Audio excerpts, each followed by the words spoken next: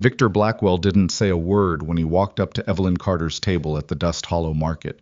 He just picked up the bread she'd spent the night baking, turned it over in his hand like a man inspecting something he found in the mud, and dropped it. It hit the table. A few people looked over.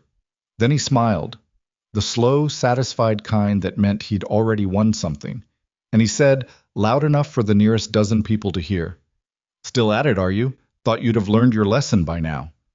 Evelyn didn't move. Her hands stayed flat on the table. She knew if she spoke, her voice would shake, and she would not give him that.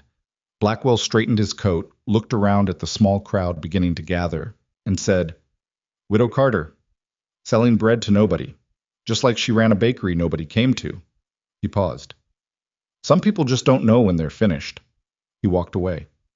And the people around her, neighbors, families she'd known for years, turned back to what they were doing, like she wasn't there, like what just happened was nothing.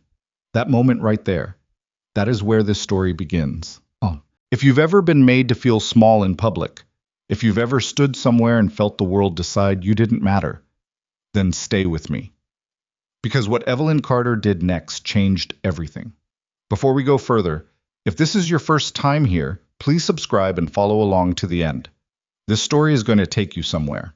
Hit the like button so I know you're with me, and drop a comment telling me what city or country you're watching from. I want to see how far this story travels. Now, let's go back to Dust Hollow, Montana, 1889, and meet the woman everyone ignored right before she became the person none of them could forget. The morning had started badly, which was nothing new. Evelyn had been awake since 4, working in the back room of the boarding house where she rented a corner space by the hour. The landlady, Mrs. Pruitt, allowed it because Evelyn paid on time and kept the area cleaner than she'd found it. That was the arrangement. No warmth in it, no friendship. Just a transaction, which Evelyn had come to prefer over the kind of help that came with pity attached. She'd made 6 loaves of white bread, 4 meat pies with a venison and onion filling, 2 dozen biscuits she hoped would sell before noon, and a small apple cake she'd almost kept for herself but didn't, because she needed every cent the day might produce. Her wagon, a tired, single-horse affair that belonged to an old man named Pete Garfield, who let her borrow it on market days in exchange for 2 biscuits and no questions, was loaded by 5:30. The horse, a gray mare named Suet, was not cooperative that morning. She planted her feet and refused to move for a full 10 minutes while Evelyn stood in the cold dark, one hand on the bridle, not speaking, just waiting. She'd learned that about Suet. You could not rush her. You could not argue with her. You waited, and eventually she decided on her own that moving was a better idea than standing still. Evelyn had started to feel that way about herself too. Dust Hollow was not a large town, but it had aspirations. It had a bank, 2 general stores, a hotel with 4 rooms, a feed store, a physician who was also the dentist, and Victor Blackwell's trading company, which sat at the main intersection like it owned the street, because in most practical ways it did. Blackwell's had been the first real business in Dust Hollow. He'd arrived before the post office, before the church, before most of the families who now called the place home, and he never let anyone forget the order of things. The market ran every other Saturday in the open field beside the old mill. People came from the surrounding ranches and homesteads, from as far as 12 miles out, to sell and trade and catch up on 3 weeks of news. There were livestock pens along the east side, a row of tables and carts down the middle, and a rough wooden platform at the far end where announcements were made and sometimes auctions held. In summer it was dusty and loud and smelled like animals and fry bread. In the cold months people moved faster and talked less, which Evelyn preferred. She sat up at the end of the middle row, near the edge where foot traffic thinned out. She'd asked for a spot closer to the center when she first started coming, 8 months ago. The market organizer, a man named Del Hutchins, who was also the deputy sheriff and Blackwell's second cousin, had told her the center spots were spoken for. They were always spoken for. She'd stopped asking after the 3rd time. Her table was a plank of pine across 2 sawhorses she'd brought herself. She covered it with a piece of canvas she'd oiled to keep the damp out, laid out her goods in the order that made them look like more than they were, and waited. The first hour was always the hardest. People were still moving, still greeting each other, still deciding what they wanted. She didn't call out to passers-by. She'd tried that in the early weeks and it had felt wrong, too much like begging, so she'd stopped. She stood straight and kept her face neutral and let the bread speak for itself when anyone was close enough to smell it. A woman with 2 children stopped briefly, looked at the biscuits, looked at Evelyn, and moved on without a word. A man in a good coat glanced at the table and said, "How much for the pie?" And when she told him 30 cents, he made a face like she'd asked for his firstborn and walked away. A ranch hand she recognized from the greeley spread picked up a biscuit, turned it over, set it back down, and went to look at the other tables. By 9:30, she had sold 2 loaves of bread and 6 biscuits. 80 cents total. It was not enough to cover the cost of the ingredients, the borrowing of the wagon, or the space fee she'd paid Del Hutchins in advance. She stood at her table and did the math quietly in her head, the way she always did when things were going badly. Not in panic, just in accounting. Calm, precise. She was good at numbers, had always been. Her father had taught her, not because he thought she'd need it, but because she'd pestered him to show her how the ledgers worked when she was 9 years old, and he'd run out of reasons to say no. She was thinking about flour prices, whether she could cut the ratio and still get the same rise, when Victor Blackwell arrived. She heard him before she saw him. His voice carried. It always had, and he knew it, and he used it the way some men used a wagon wheel iron, blunt, heavy, meant to leave a mark. He was talking to another merchant 2 tables down, laughing at something, and the people around him were laughing because that's what you did when Victor Blackwell laughed. He was 61 years old, broad in the shoulders, with a white beard he kept trimmed and eyes that were pale gray, and didn't warm up even when he was smiling. He dressed well, not expensively, exactly. This wasn't the East, but his clothes were always clean and fitted, and he wore a good hat. He looked like a man who had built something, which he had, and he wanted you to know it every moment you were in his presence. When he stopped at her table, she knew immediately that it wasn't an accident. He came to a stop and looked at the table. Not at her, at the table. He picked up the small apple cake and turned it over, examining the crust, and she watched his face for something genuine and found nothing. Then he set it down, not carefully, and looked at her for the first time. "Still at it," he said. "Still at it," she said. She kept her voice level. It cost her something. He glanced down the row, the other tables, the people buying and selling, the market noise, and then back at her. "I heard you moved out of the Morrison place," he said. "Staying at Pruitt's now?" He knew exactly where she was staying. There was no other reason to mention it. "I am," she said. He picked up a biscuit this time, just held it, and said, "You know, I always wondered, when Margaret sold the bakery after everything, I thought, surely she'll move on. Go somewhere else, fresh start, somewhere she's not known." He looked at her. "But here you are." Margaret. He'd used her given name, the one almost nobody in Dust Hollow used, the name on her birth record that she'd carried south from Minnesota before she married Thomas Carter and became Evelyn to everyone who knew her. The use of it was deliberate. It said, "I know things about you that you haven't chosen to share." It said, "You don't have the protection of familiarity here." It said, "I've thought about you enough to know your name." "Here I am," she said. He set the biscuit down and leaned back slightly, and that was when he spoke loud enough for the people around her to hear, about her trying, about the bakery, about some people not knowing when they're finished. She did not move. She kept her hands flat on the table, and she looked at a point just past his shoulder, and she breathed slowly, in and out, until he walked away and took his voice with him. For a moment, the nearby tables were very quiet. A woman named Helen Garrett, who sold preserves 3 spaces down, met Evelyn's eyes and then looked away. Not in contempt, more in the particular discomfort of someone who witnessed something they wished they hadn't and didn't know what to do about it. Evelyn understood. It was easier to look away. She'd looked away from things herself before the years had taught her what that cost. She straightened the biscuits he'd disturbed, squared the loaves, and kept standing. That was when the morning began to shift. It didn't happen all at once. Nothing important ever does. At 10:15, a boy of about 12 came running down the middle row and nearly knocked into her table, catching himself on the edge and sending 2 biscuits skidding to the ground. He scrambled to pick them up immediately, red-faced, holding them out to her like he expected to be hit. "Sorry, ma'am," he said. "I'm real sorry." She took the biscuits from him. "You running from something or toward it?" He blinked. "Toward. My pa's at the cattle pen. I was supposed to bring him this. He held up a paper-wrapped parcel. I'm late. Go, she said, and slow down before you reach the pens. Cattle don't like sudden. He looked at her, surprised maybe that she hadn't scolded him, and then nodded and went at a slightly reduced speed. She set the dropped biscuits aside. She wasn't going to sell them after they'd been on the ground, and she wasn't going to throw them away either. She'd eat them on the ride back. 11 o'clock came. She sold one more loaf of bread to a woman who spent a long time smelling each one before selecting it, and who counted out the coins with the deliberate care of someone who had very few to spare. Evelyn thanked her. She meant it. Then the man appeared. She noticed him before he reached her table, because she noticed most things. It was a habit built from years of running a business, where reading the room was the difference between a good day and a bad one. He came from the direction of the cattle pens, which explained the dust on his coat. He walked without hurry, which meant he wasn't shopping in the ordinary sense. He was looking at things. Taking inventory, maybe.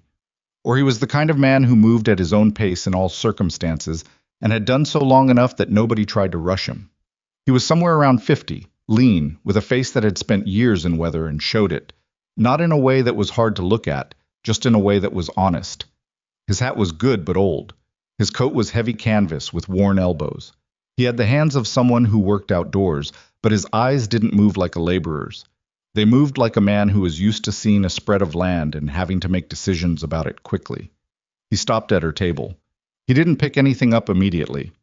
He looked at the arrangement, the bread, the pies, the biscuits, the apple cake, and he looked at it the way she'd have wanted any customer to look, which was actually look, not just glance and move on. You make all this yourself? He said. I did, she said. This morning? Last night and this morning. He nodded, picked up one of the meat pies and examined the crimped edge. She'd done the crimping by hand, the way her mother had shown her, pressing the thumb and forefinger in a rhythm that sealed the pastry without crushing it. It was the kind of detail nobody who bought a pie cared about, but she did it anyway. Where are you set up? He said. In town? I use a rented space to bake. I don't have a shop. He looked at her directly then.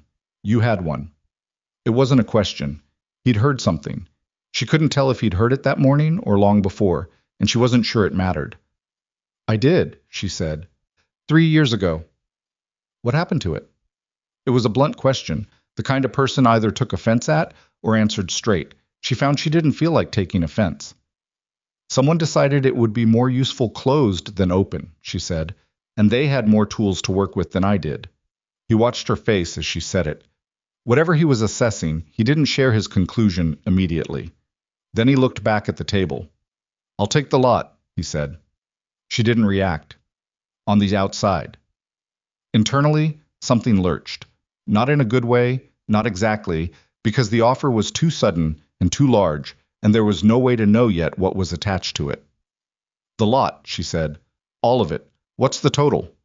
She looked at the table and calculated, out loud, because she wanted him to hear the numbers. The pies were 30 cents each. 4 of them, $1.20. The biscuits were 10 cents each. A dozen left, $1.20. The bread loaves were 20 cents each. 4 remaining, 80 cents. The apple cake was 50 cents. $3.70, she said. He reached into his coat and produced a small wallet, from which he counted out $4 without pausing and set them on the table. Keep the change, he said, then stopped himself. Or don't. Doesn't matter to me. It matters to me, she said, and she counted him back 30 cents. He took the coins.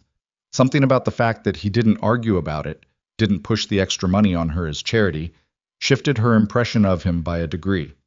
I need someone to run a kitchen, he said, at a ranch, not in town, about 8 miles south of here, on the creek road. That's a job offer, she said. It is. You don't know if I can cook worth anything. I've been at this market for 3 hours, he said. Nobody else's table looks like yours. And the biscuit I tested told me what I needed to know. He paused. The biscuit you don't think I took. The one that ended up on the ground when the Ritter boy ran into your table. She looked at him. He'd been watching her since at least the moment with the boy, which meant he'd seen the exchange with Blackwell. Or some of it. You saw that, she said. Enough of it. And that's relevant. The biscuit was good, he said, even after it hit the ground. It shouldn't have made her want to laugh. But it almost did, and she pressed it down because she didn't know this man yet. "Who are you?" she said. "Wyatt Holden," he said. "Holden Ridge Ranch." He didn't extend his hand, which she noticed, not rudeness exactly, more like a man who wasn't in the habit of performing gestures. "You?" "Evelyn Carter." He nodded. "Mrs. Carter." "You know what the job pays?" she said. He told her. It was more than she expected, more than she'd made in the bakery on a good month, back when the bakery was surviving. She didn't let the number show on her face. "Who else would be at the ranch?" she said. "Workers, I mean. 11 men right now, cattle ranch. Most have been with me a while. They eat 3 meals a day when the season allows it, and they've been surviving on whatever they can manage, which isn't much. The last man who tried to cook left after 2 weeks." "Man," she said, "not woman. No, I haven't had a woman cook out there before. That may be relevant to your thinking. Will it be relevant to theirs?" "Probably," he said, without apology or sugarcoating. "I won't tell you it won't be." It was the honest answer, which was also, she thought, probably the wrong thing for him to say if he was trying to sell her on the position. And because he hadn't tried to sell her son, because he'd told her the truth instead, she found herself taking the offer more seriously than she might have otherwise. "I'd need to see the kitchen," she said. "Fair enough," he said. "I'd need to know the supply situation, what's on hand, what I can order, where from. I can walk you through all of that. And I'd need to be able to run it the way I see fit," she said. "I won't be told how to cook by men who've been eating badly and have decided that's the standard." He almost smiled. Not quite. Something moved in his face without fully committing. "That's understood," he said. They looked at each other across the empty table, all her goods packed up in the crates he'd already started loading back into her wagon, one pie under each arm, moving without being asked because there was work to be done and standing around wasn't doing it. She thought about 8 miles down the creek road where she'd never been.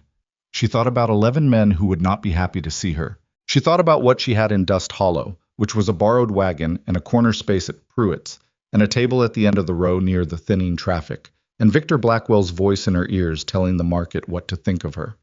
"I'll come out this week," she said. "Look at the kitchen. Then I'll decide." He picked up the apple cake, looked at it once, and set it in the crate. "Wednesday suits me," he said.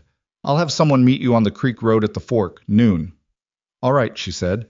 He loaded the last crate, nodded once, not a bow, not a performance, just the gesture of a man concluding a transaction that might become something more, and walked back toward the cattle pens. Evelyn stood at her empty table, $3.70 in her pocket. A conversation she was still sorting through, and the feeling, faint, cautious, the kind she'd learned not to trust too quickly, that something had just shifted in the long run of bad luck she'd been navigating alone.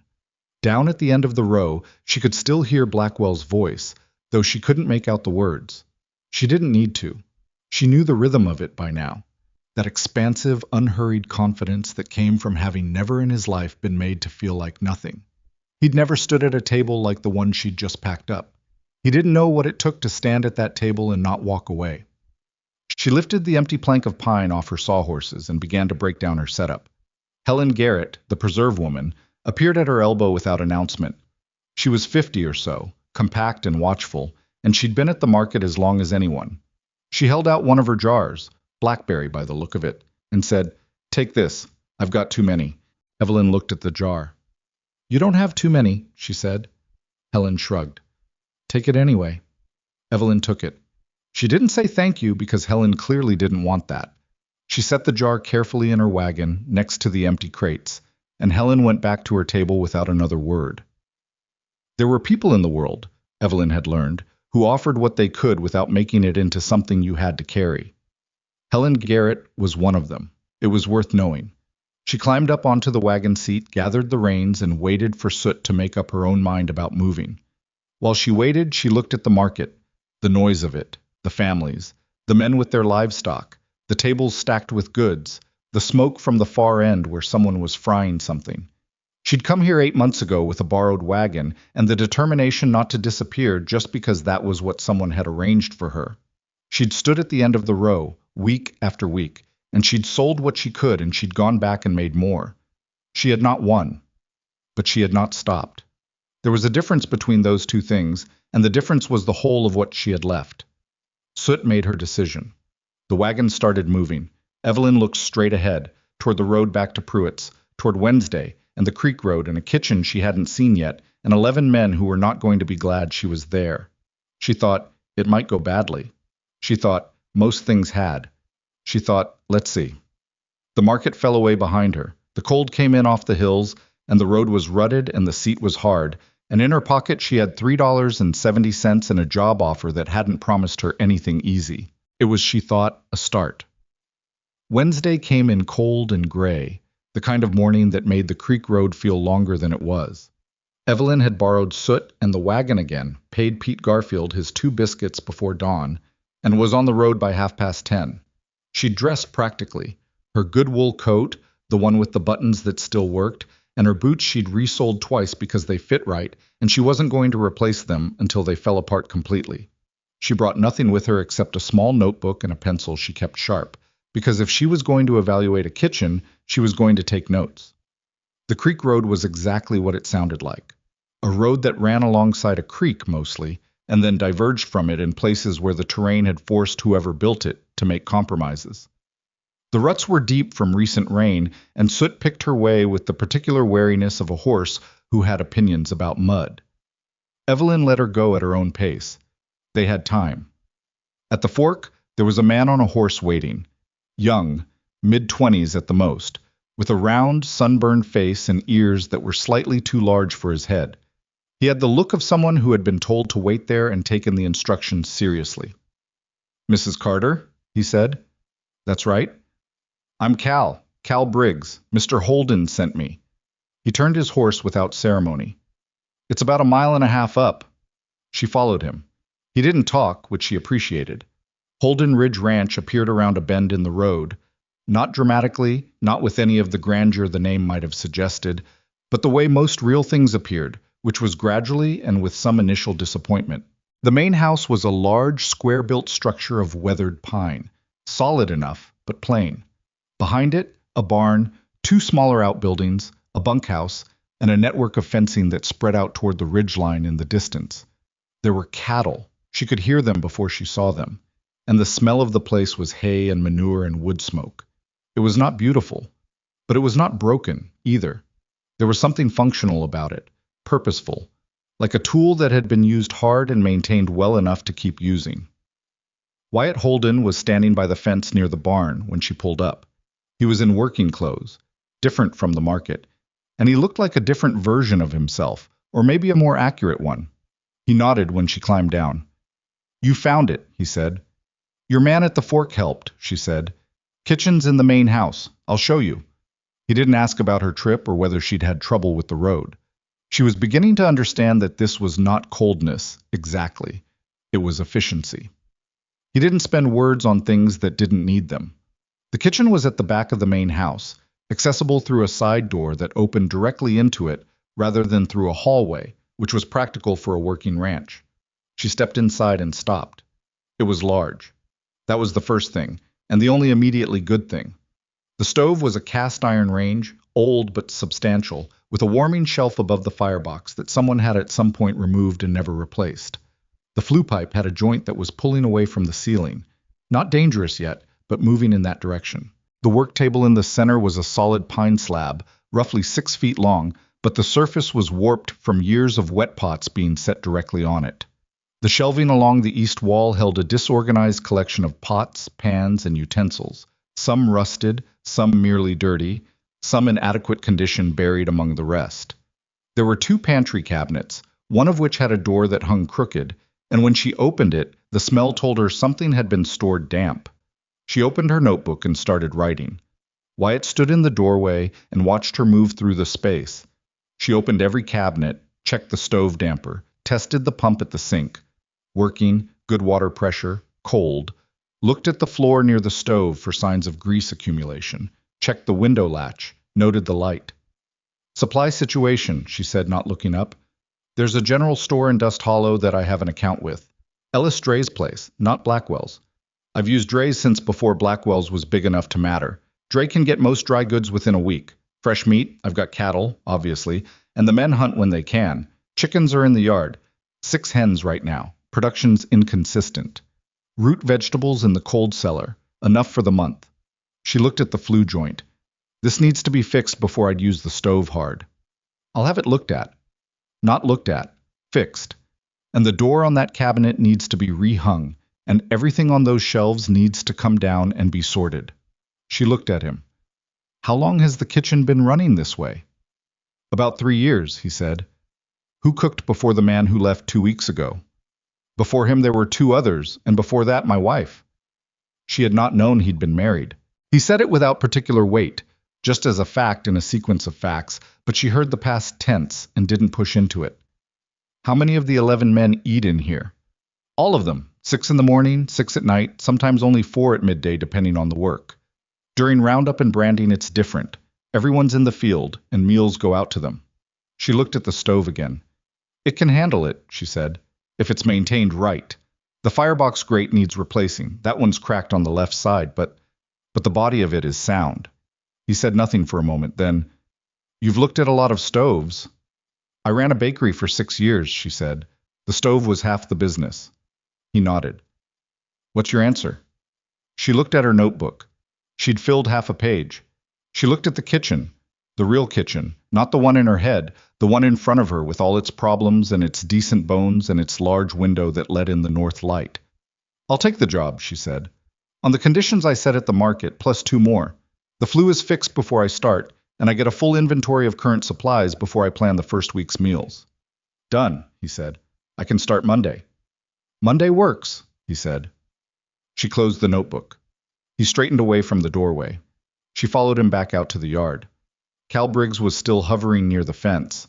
Some of the other men had appeared, not obviously watching, but present in the way people are present when they want to see something without admitting they want to see it.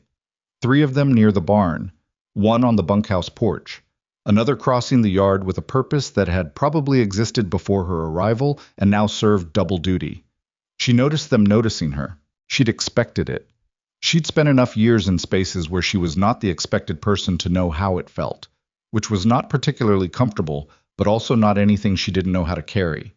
She climbed back up onto the wagon seat and gathered the reins. Monday, she said. Wyatt nodded. Safe ride back. Soot took 3 steps and stopped, reconsidered, and then moved. Behind her, Evelyn heard someone, she thought it was one of the men near the barn, say something low, and another one laugh, and she did not turn around to see what it was about. She had a feeling she'd find out soon enough. She came back Monday with her things in 2 bags, which was everything she owned that was worth moving, and she moved into the small room at the back of the main house that Wyatt had told her was available. It was barely large enough for a bed and a chest of drawers, with a hook on the back of the door for coats. The window looked out at the side of the barn. She was fine with it. She'd slept in worse spaces. She was in the kitchen by 5:30 that morning. The flue had been fixed over the weekend, and someone had swept the floor, which she hadn't asked for and noted as a possible sign of something, though she wasn't sure what yet. She lit the stove, took stock of what was actually in the pantry, which turned out to be substantially less organized than the inventory Wyatt had given her, because the inventory reflected what had been ordered, not what had been used or lost or forgotten to disorganization, and started breakfast. She made biscuits, because she could make them in her sleep, and because they would tell her things about the stove she needed to know. She made a pot of oatmeal with dried fruit and a pinch of cinnamon, because it was cheap and filling, and most people who'd been eating badly would be grateful for something that tasted deliberate. She made coffee that was strong, but not punishing. The men came in at 6:15. She heard them on the porch first, boots, voices, the particular quality of men who haven't yet decided what to make of something. They came in groups of 2 and 3, took their places at the long table in the adjoining room, and she served through the open doorway, passing dishes without ceremony. The first man through the door was the one she'd later learn was named Frank Delaney, 45, a long-time ranch hand with a gray-streaked beard and the posture of someone who'd spent years hunched over fence posts. He looked at the table. He looked at the food. He looked at Evelyn without expression. "Smells different," he said. "That's the cinnamon," she said. "Sit down." He sat. Others followed. The table filled. Nobody said much at first. That was normal. She'd cooked for people enough to know that the first few minutes of a meal were about eating, not talking, and she didn't perform cheerfulness at them.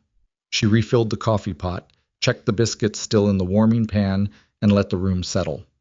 About 10 minutes in, a younger man at the far end of the table, blond, couldn't have been more than 22, held up his empty bowl and said, "Is there more of this? The oatmeal?" "There is," she said. She refilled it. He looked at it and then at her and said, "You put something in it." "Dried apple and cinnamon," she said. "Do you want me to leave it out next time?"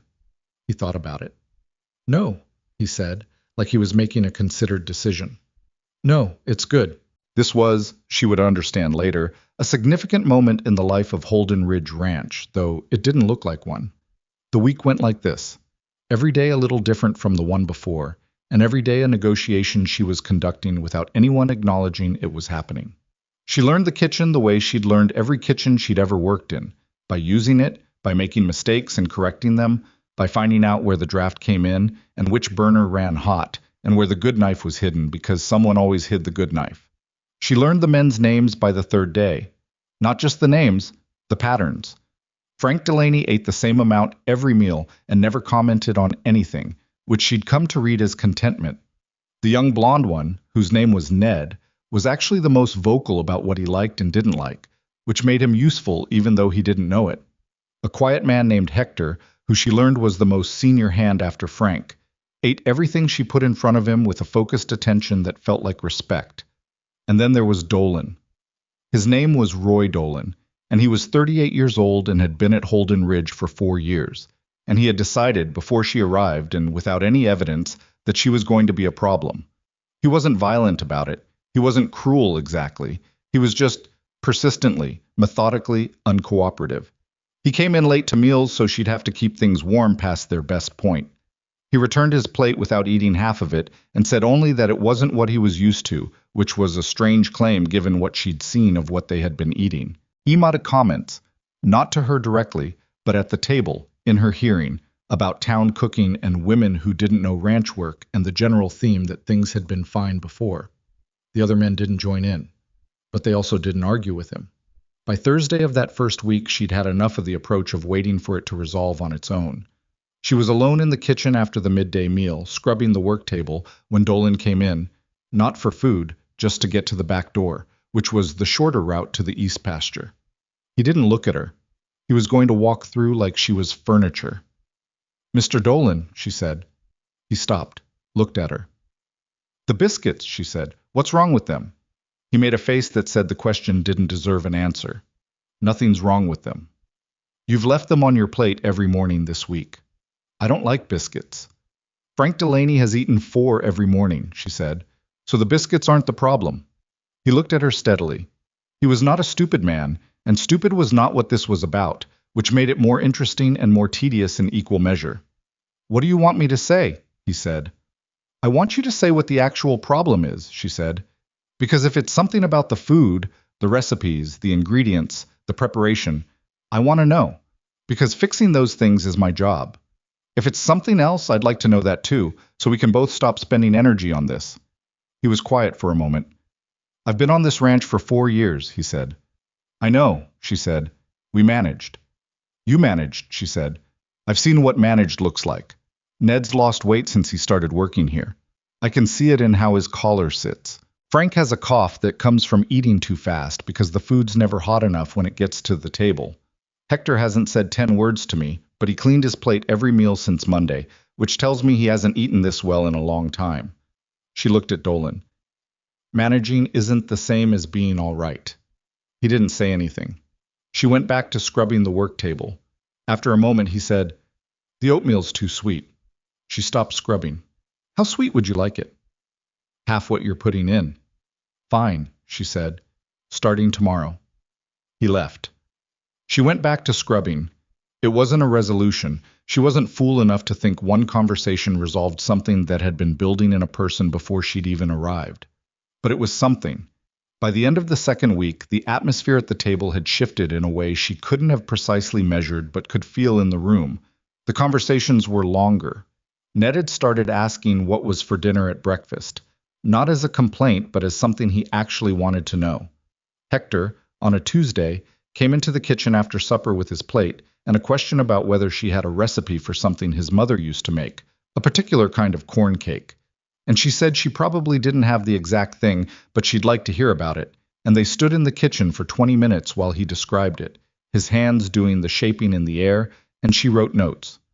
Frank Delaney told her on Friday of the second week that the coffee was the best he'd had since Abilene. He said it like he was reporting on weather conditions. She said thank you.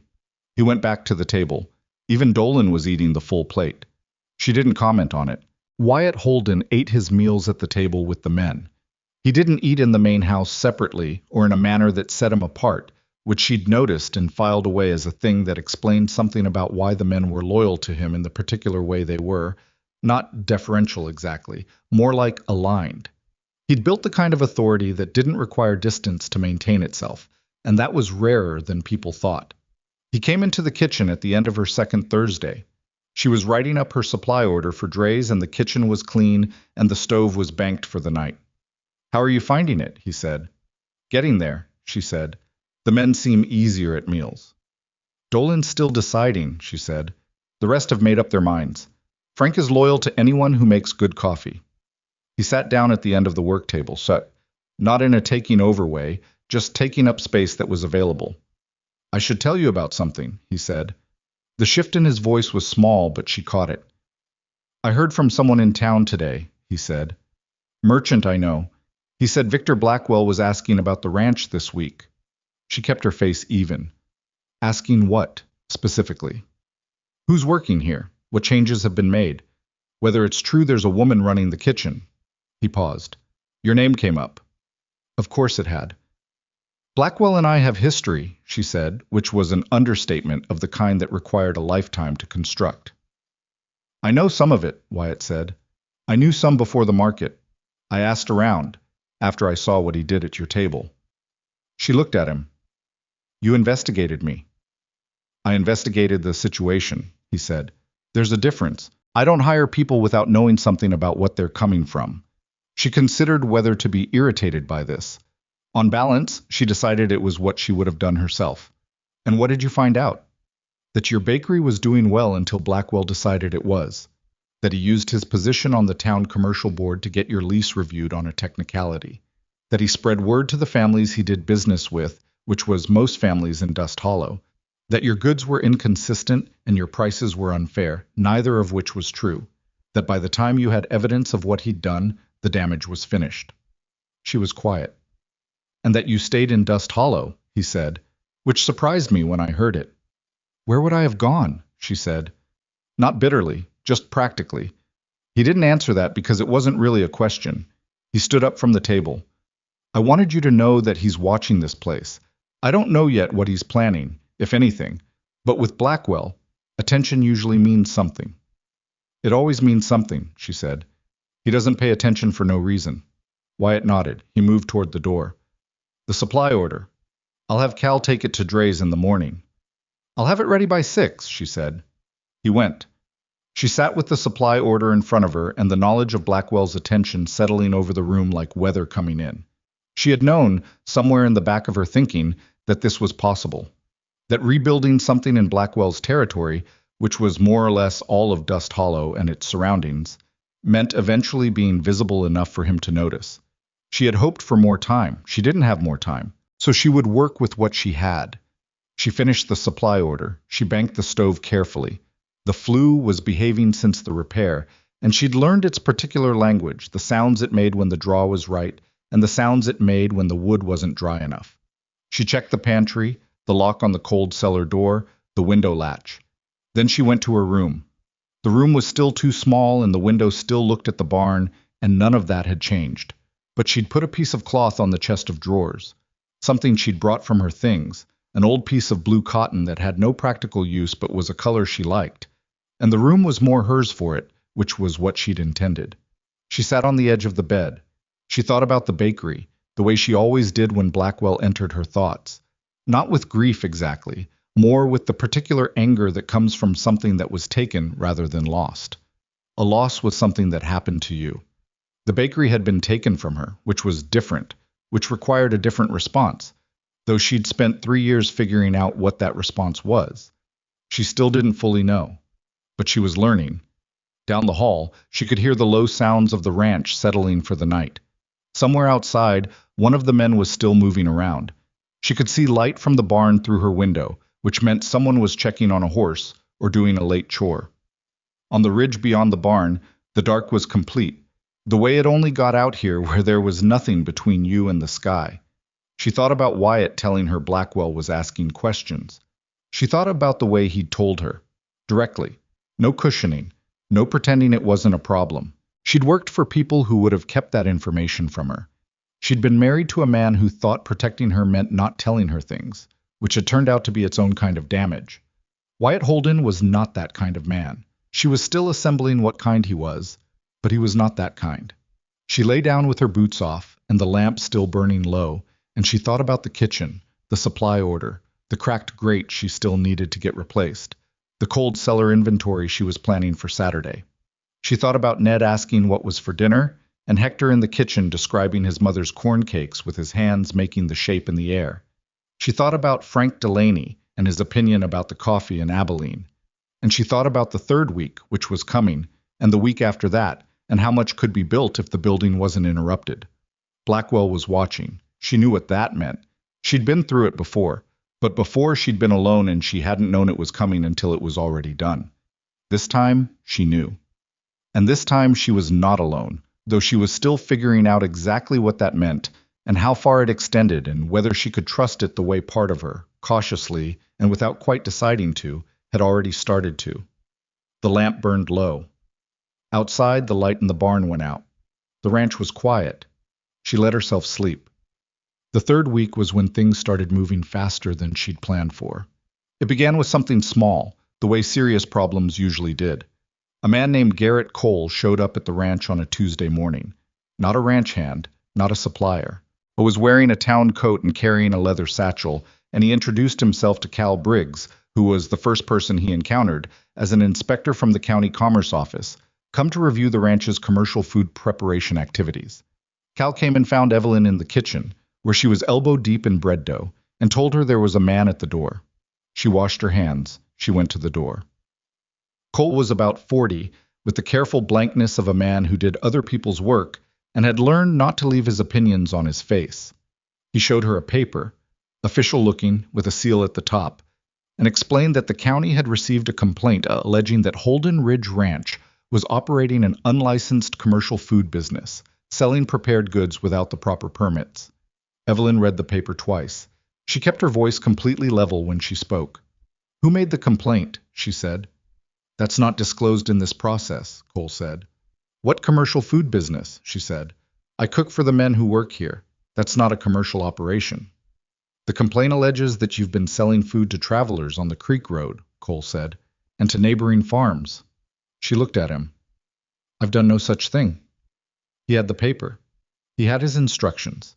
He had, she could see, the particular discomfort of someone who had been handed a job and suspected it was built on bad information, but had no authority to act on that suspicion. He was not the architect of this. He was the tool. "I'll need to inspect the kitchen and your records," he said. "Fine," she said. "Come in." She let him inspect the kitchen.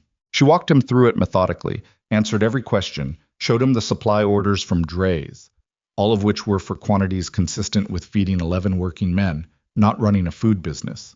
She showed him her notebook, where she kept meal plans and inventory notes, none of which contained anything resembling a commercial ledger because there was nothing commercial happening. Cole took notes.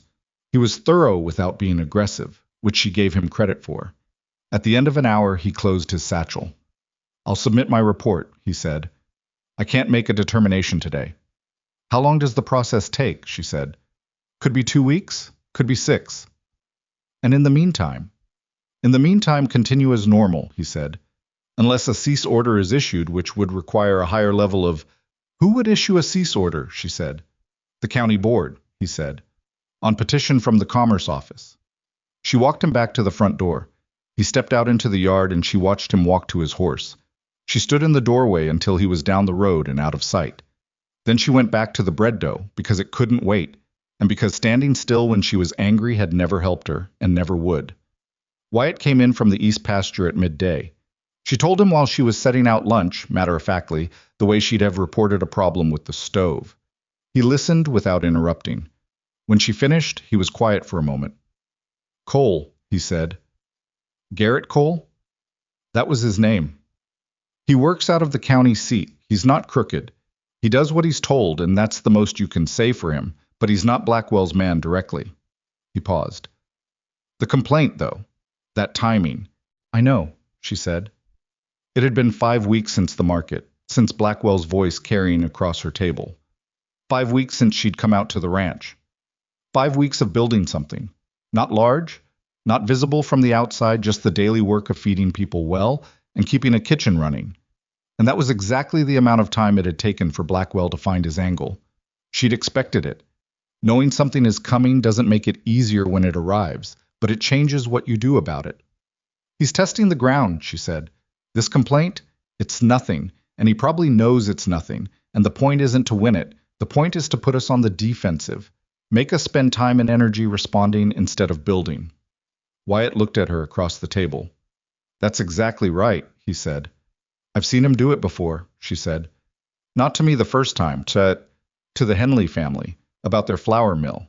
He filed a water rights complaint against them that had no basis, but it took them 14 months to get it dismissed, and by then they'd spent enough on the process that they had to sell off part of the operation." She set down the serving bowl. "He's patient. That's the worst of it." "What do you want to do?" Wyatt said. She looked at him. It was a direct question with real weight behind it.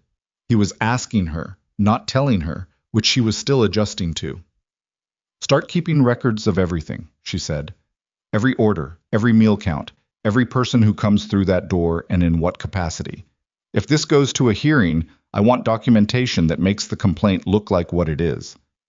"I'll have Cal keep a log of ranch visitors," Wyatt said. "Dates, purposes, who authorized entry." "And I want to talk to Ellis Dray," she said. Quietly. "He knows what I've been ordering and what quantities. His records would support my position. But more than that, if Blackwell leans on him the way he's leaned on suppliers before, I want Dray to know what he's walking into." Wyatt nodded slowly. "Dray's been independent of Blackwell for a long time. He won't fold easy." "People who don't think they'll fold sometimes do," she said, "when the pressure's been on long enough." He looked at her with the expression she'd come to read as him recalibrating something, adjusting his estimate of a situation based on new information. He did it without making a performance of it, which she appreciated. "I'll ride to Dray's tomorrow," he said. "I'd rather go myself," she said. "It should be me." Another brief recalibration. "All right," he said. She went Thursday. Borrowed soot again. Pete Garfield had started leaving the horse available on the days Evelyn needed her, a quiet accommodation neither of them had formally discussed. She rode to Dust Hollow alone, tied up outside Dray's general store, and went in through the front door like a customer, because she was. Ellis Dray was 64, heavy-set, with a white mustache and the permanent squint of a man who'd spent decades reading small print in bad light. He'd known Evelyn from the bakery years and had been one of her suppliers, and unlike most of the people in Dust Hollow, he had never pretended not to know her after the bakery closed. She told him straight, standing at the counter with no one else in the store. He listened. He said nothing until she was done, and then he said, "Cole came to you. Garrett Cole." "Tuesday," she said. He tapped the counter twice with his index finger, a thinking gesture she remembered from years ago. "Blackwell came in here 3 weeks back," he said. "Bought nothing, which he never does. He has his own supply lines. But he came in, asked about my accounts. I told him my accounts were my business." He looked at her. "He was looking to know who you were buying from." "Did he know already?" she said. "Oh, he knew," Dray said. "He just wanted to see if I'd tell him, which tells him something about where I stand." "And where do you stand?" she said. Not to push him, she genuinely wanted to know. "I've been doing business in this county for 30 years, Dray said. Blackwell's operation is 3 times the size of mine, and he's got half the town council eating out of his hand. I'm not going to pretend that's not the situation." He met her eyes. "But I kept my accounts honest through things a lot worse than Victor Blackwell having opinions about who I sell flour to. You want my records to show what you've been buying? I want to know if you'd be willing to provide them, if it came to a hearing," she said. "I would," he said. "On one condition." What condition? You come by the store once a week, he said. Let people see you walking in and out of an honest business. He's been letting it be known, quietly, the way he does, that you're running something irregular out at Holden's place. The more normal you look, the harder that story is to sell. It was practical advice, not sentiment. She appreciated it. Once a week, she said, I can do that. She bought a pound of coffee and a sack of sugar she didn't strictly need and walked back out to Soot. And she felt, for the first time since Cole had appeared in the doorway, that the ground under her was slightly more solid. What she didn't expect was what happened on her way back. She was on the main road, about a mile out of Dust Hollow, when she came up behind a wagon she recognized. One of the Blackwell Trading Company's supply wagons, loaded with goods and moving slow. She pulled Soot to a walking pace to let distance build between them, because she didn't need any interaction, but the wagon slowed further and eventually stopped at the side of the road, and she could see why. The right rear wheel had come loose from the axle and was sitting at an angle that wasn't going to survive another quarter mile. The driver was down and looking at it, a young man she didn't know, maybe 19, with the expression of someone calculating exactly how much trouble he was in. There was no one else on the road. She pulled up alongside him. He looked up at her. She looked at the wheel. Do you have a spare pin? She said. He stared. Ma'am? The linchpin's gone, she said. Do you have a spare? He went through the wagon's toolbox. Stored under the seat, she would have put it there too, and came up with a spare pin that was slightly too large for the hole. File it down, she said.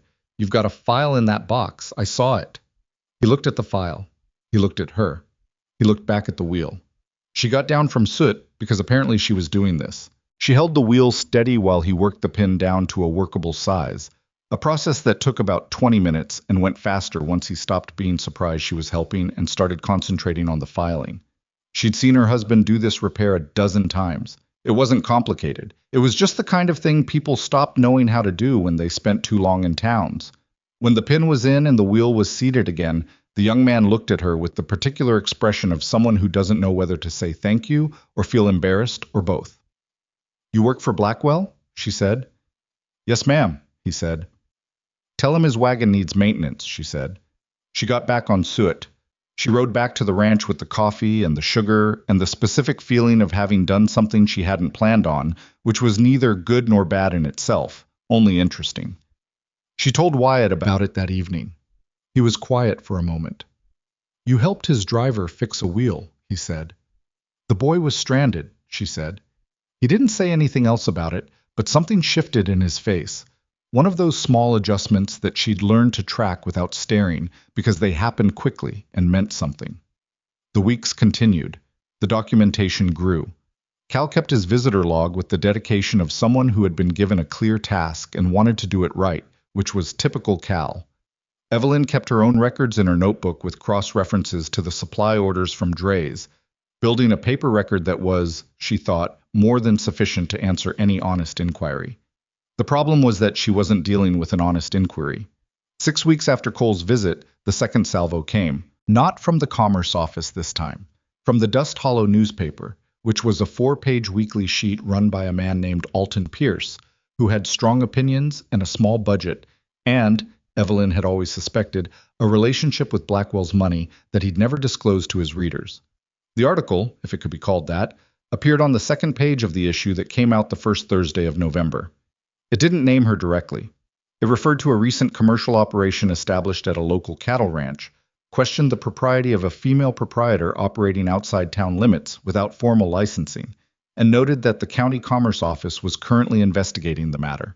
It implied, without stating, that the investigation had found something worth investigating. Helen Garrett brought her a copy at the next market. Evelyn read it at her table, between a family buying biscuits and an old man who wanted to talk about pies. He's escalating, Helen said. He thinks I'm going to fold, Evelyn said. Are you? No, she said. Helen took the paper back and folded it and put it under her arm. What are you going to do? Evelyn thought about it. She'd been thinking about it since she first understood what Blackwell was doing, the sequence of moves, the way each one was designed not to land a killing blow, but to accumulate pressure until the target made a mistake or simply ran out of endurance. She'd watched him do it to others. She'd been on the wrong end of it herself, 3 years ago, when she hadn't understood the pattern until it was over. She understood it now. I'm going to request a hearing, she said, before the county board, proactively. Helen looked at her. Instead of waiting for them to come to you. If I wait, I'm defending, Evelyn said. If I request it, I'm presenting. Different position. Helen was quiet for a moment. That takes money, she said. The filing fee alone. I know, Evelyn said. She did know. She'd looked into it already. The fee for a voluntary hearing petition was $4.50, which she had, if she pulled from the reserve she'd been carefully building since her first paycheck from Wyatt. She'd been saving against the contingency of needing to leave quickly, which was how she'd been living for 3 years, always with one eye on the exit. Using the reserve felt dangerous, but so did waiting. She talked to Wyatt that night. She laid out the full plan. The hearing petition, the documentation she'd assembled, what she needed from Dre and from Cal's visitor log and from Wyatt's own ranch records to make the case complete. Wyatt listened. He did this well, listened completely, without filling the space with reassurances or problems before she'd finished presenting. When she was done, he said, "There's something else you should know." His voice had the specific quality that meant what was coming mattered. Blackwell's been talking to the bank, he said. My bank, asking about the terms of my operating loan. He doesn't have any authority over it. He's not a creditor, he has no standing. But he was there, asking. The bank manager told me because he thought I should know. Evelyn sat with that for a moment. The operating loan was the kind of thing that could, under the right pressure applied in the right places, become a problem even if nothing about the loan itself was wrong. Blackwell knew that. Blackwell knew which levers existed and how to reach them. He's coming at the ranch, she said. Not just at me. He's coming at you through the ranch, Wyatt said, which is different. Does that change anything for you? She said. He looked at her steadily. No, he said. She believed him. She did not know, in that moment, exactly why she believed him. It could have been his consistency over the weeks she'd been here, or the way he'd told her about Blackwell from the start, rather than managing the information, or simply the fact that he was still sitting at the kitchen table at 9 o'clock at night going over this with her instead of telling her to handle it herself. Whatever the reason, she believed him. Then we proceed, she said. She filed the hearing petition on a Friday, in person, at the county seat office, 17 miles from Dust Hollow, which was its own journey in November. Cal drove her in the ranch wagon because Wyatt had a fence situation that had to be handled, and she didn't ask him to come. She filed the papers, paid the fee, and received a date in return, December 9th, 3 weeks away. On the ride back, Cal was quiet for most of it, which was his natural state, but about halfway home he said without preamble, "Is Mr. Holden going to lose the ranch?" She looked at him. His face was forward on the road, but his ears were doing that particular thing people's ears did when they'd asked something they weren't sure they should have. "What have you heard?" she said. "The men talk," he said. "Dolan mostly. He says Blackwell can make things hard enough that the bank gets nervous." "Dolan's not wrong that Blackwell can make things hard," she said. "But hard isn't the same as finished." Cal thought about that. "You're not scared," he said. It came out like a question that had changed its mind partway through. "I'm scared," she said. "I'm just not going to let it make my decisions." He looked at the road. After a while he said, "My mother used to say something like that." "Smart woman," Evelyn said. "She was," he said, with the particular past tense that closed a door quietly, and she didn't go through it. Back at the ranch, she sat at the kitchen table alone after supper, her notebook open in front of her, going through the documentation she planned to present. Supply orders, meal logs, Cal's visitor records, a letter she'd asked Dre to write, which he'd done without complaint, covering the nature and quantity of her purchases and confirming the absence of any commercial resale activity in their dealings. She also had the newspaper article. She'd kept it. Not because it hurt, though it had, in the way that being publicly lied about always did, a kind of low-grade humiliation that she'd learned to carry without letting it change what she did. She'd kept it because it was evidence of a pattern, and the pattern was the thing she intended to show the county board. Not just what was happening to her, the way it worked, the complaint, the article, the bank inquiry, the accumulating pressure on a person who'd done nothing except exist and build something in Victor Blackwell's field of vision. She thought about the Henley family and their flour mill, 14 months of fighting something that should never have had to be fought. She thought about the widow Callahan, who'd sold her boarding house 2 years ago after a series of fire code violations were suddenly discovered. Violations that neighboring buildings had equally, but that somehow remained uninspected. She thought about a dozen smaller stories she'd heard over the years, people who'd bent under pressure they shouldn't have had to bear. She wrote their names in the margin of her notebook. Not in the formal submission.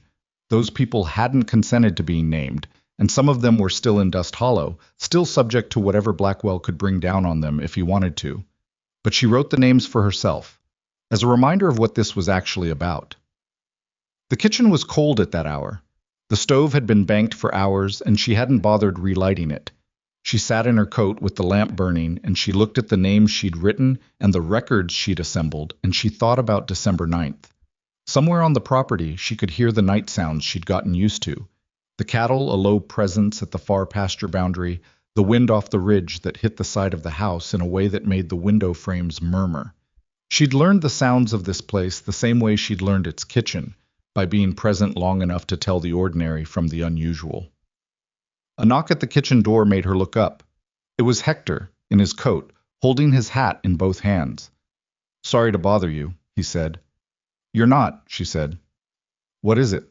One step and stopped.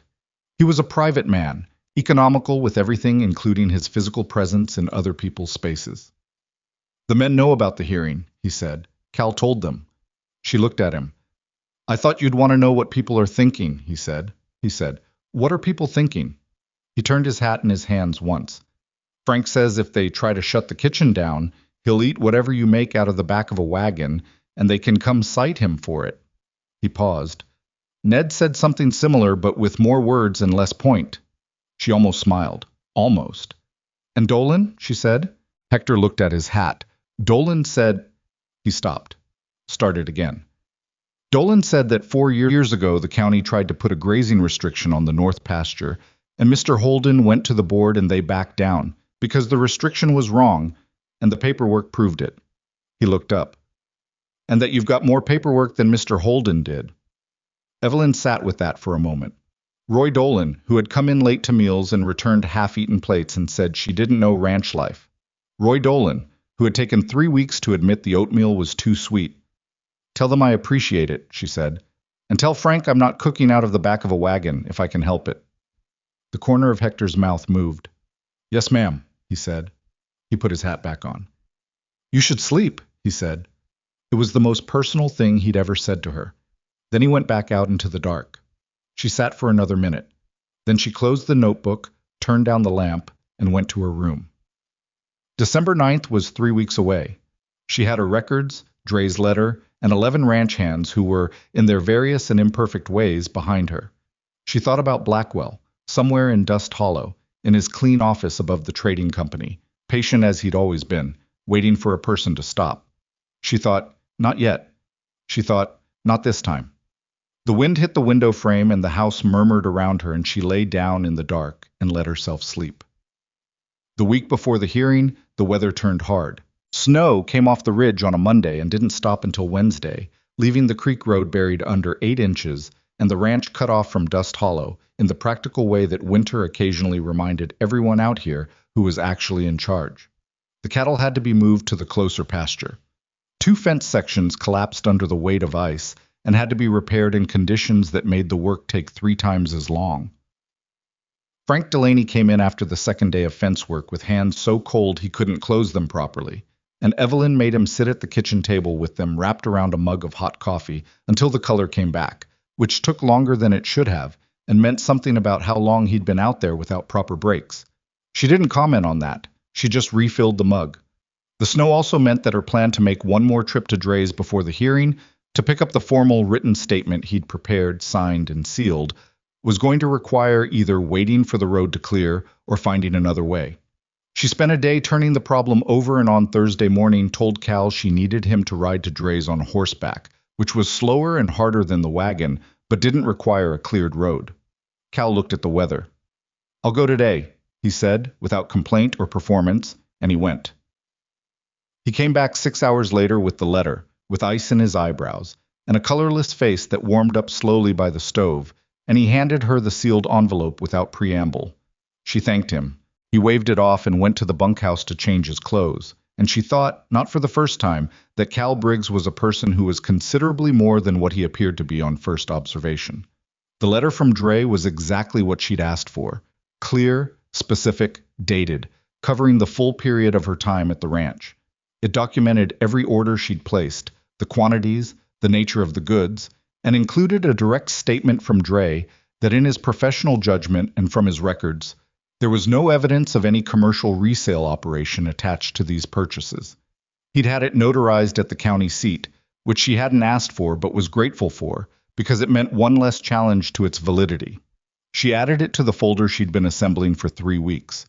Supply orders, annotated, meal logs with head counts, Cal's visitor record, Wyatt's ranch employment documentation covering all 11 men, the original complaint from Cole's visit, which she'd requested a copy of through the proper channel and received because the process required it, the newspaper article, which she intended to include not as the centerpiece but as context, the pattern made visible.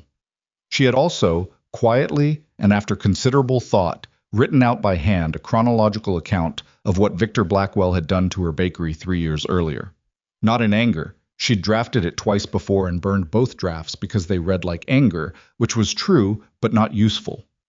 The third version was factual, dates, actions, consequences, the lease review and its timing, the conversation she'd had with her landlord who had told her directly, after the fact, that Blackwell had spoken to him, the families who'd pulled their business from her in the weeks before the closure, some of whom had said, when she'd asked plainly, that they'd heard her goods weren't reliable. Where they'd heard it from. She didn't have proof of all of it. Some of it was her word, and the word of people who might not want to testify. But she had enough to establish that the current complaint was not an isolated act, but a continuation of a method. That Victor Blackwell had done this before, to her and to others, and that the tools changed, but the pattern did not. She was sitting with the folder on the kitchen table, reading through it one more time, when Wyatt came in from checking on the repaired fence sections. He sat down across from her without being asked. He'd stopped doing the thing of hovering in doorways a few weeks back, which she'd noticed as a shift, a small accommodation to the fact of her presence here that had happened without either of them naming it. He looked at the folder. "How does it read?" he said. "Solid," she said. "Not perfect. The account of the bakery. Some of it is my word against nothing, because the people who could corroborate it aren't going to come forward." "Why not?"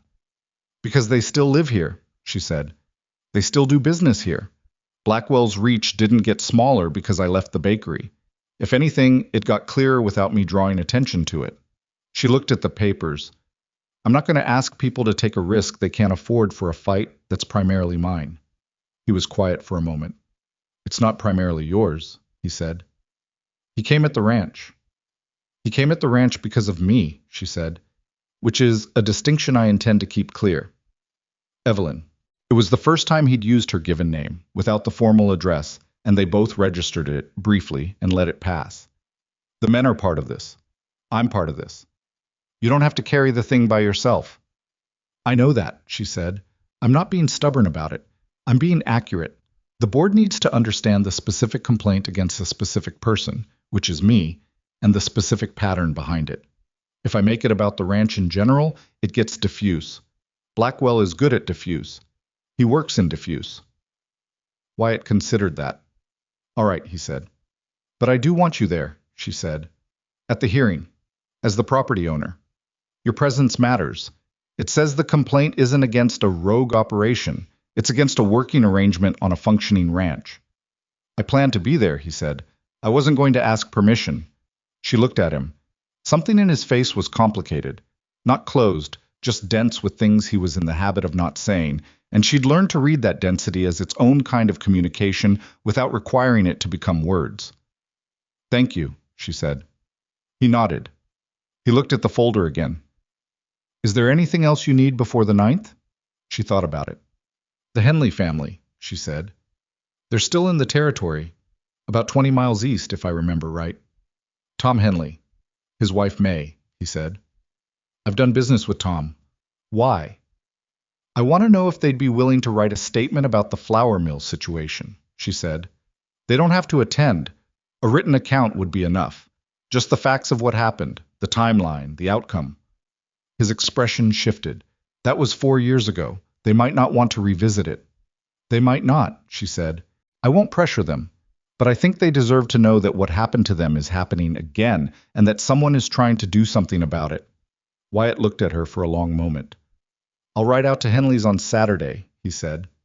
I'd like to go with you, she said. He thought about it. Roads should be clear by then, he said. Saturday morning, early. Saturday came clear and cold. The snow packed down enough on the creek road to make the wagon passable. They rode to Henley's in the wagon, side by side, which was different from the drive to the county seat when Cal had been between them or she'd been alone. Wyatt drove. Evelyn sat with the folder on her lap and watched the territory open up as they moved east, the ridge falling away, the land broadening into the kind of flat grassland that looked empty until you'd been in it long enough to understand how full it actually was. They didn't talk much on the way out. It wasn't uncomfortable. She'd noticed this about him, that silence in his presence had a different quality than silence with most people, less like absence and more like a room with the right temperature. Tom Henley was a big man in his late 50s, broad across the back, with a slow and careful way of speaking that made everything he said sound considered. May Henley was small, dark-haired, and had eyes that assessed things quickly and then revealed nothing of the assessment, which Evelyn recognized as a survival skill. They sat at the Henley kitchen table with coffee, and Evelyn laid out the situation plainly. What had been filed against her, what the history was, what she was preparing for the board, and what she was asking. Tom Henley listened with his hands around his coffee mug. When she finished, he looked at May, and May looked at him, and something passed between them that was the shorthand of two people who'd been making decisions together for a long time. We settled, Tom said, after the mill thing. We kept the operation going and we settled and we didn't make any more noise about it. I know, Evelyn said. If we give you a statement, Blackwell's going to know we were part of this, he said. Even if our names don't come up at the hearing, he'll know. He always knows. I know that too, she said, and I'm not going to tell you it doesn't carry risk. It does. May Henley set down her coffee cup. She had a precise, deliberate way of doing small things that suggested she'd spent a long time managing her responses to be exactly what she intended. What's your read on the board, she said. The county board. Not what it should do. What it will do. Evelyn thought about that. I think the board is composed of men who are not, most of them, corrupt, she said. I think some of them have obligations to Blackwell that they don't like and would rather not exercise. I think if the evidence is clear enough and public enough, it's harder for those obligations to operate quietly. Harder, May said. Not impossible. Not impossible, Evelyn said. No. May looked at her directly. You're not promising us anything. I'm not in a position to promise anything, Evelyn said. I'm asking you to help me make a stronger case, knowing it might not be enough. I think it will be, but I've been wrong before. May was quiet. Tom turned his mug in a slow circle. Write the statement, May said to Tom. What happened, the dates, the outcome, just the facts. Tom looked at her. We know what he did, May said, and we know what it cost us. If there's a chance it means he doesn't do it to someone else. She stopped, looked at Evelyn. You said someone else before us. The widow Callahan. Her boarding house, Evelyn said. Yes. And you, May said. And me, Evelyn said. And now this. May nodded once conclusively. Write the statement, Tom, she said again. Tom wrote the statement at his own kitchen table in a slow, careful hand while May kept the coffee warm and Wyatt walked the property line with Tom's ranch hand who'd been wanting to ask someone about a fencing method and hadn't had the opportunity. The statement took about 40 minutes to produce. Tom read it back to himself twice, made 2 corrections, and handed it to Evelyn without ceremony. She read it. It was exact. It was factual. It covered the water rights complaint, the timeline, the resolution, and its cost. It was signed and dated, and Tom had pressed his ranch seal into a wax mark at the bottom, which wasn't legally required for this type of document, but made it look like what it was, a formal record from a man who had been harmed and was putting that harm into writing. Thank you, she said. Tom nodded. Don't let him do it again, he said. It was not a request exactly, more like the terms of a transaction. This statement in exchange for the outcome it was meant to produce. That's the intention, she said. The ride back was longer in the way that returning from something important was always longer, the distance unchanged but the mind carrying more weight. Wyatt drove. The sky had gone white and flat in the way that meant more snow was thinking about coming, though it hadn't committed yet. After a while he said, "May Henley." "Yes," Evelyn said. "She decided before Tom did." "She decided in the first 2 minutes," Evelyn said. She was waiting to see if Tom would get there on his own. "And if he hadn't?" "She'd have gotten him there," Evelyn said. Wyatt was quiet for a moment. "They've been married 30 years, he said. "It shows," she said. "Not sentimentally, just as a fact. The way some things were visible in people if you knew how to look." He said nothing to that.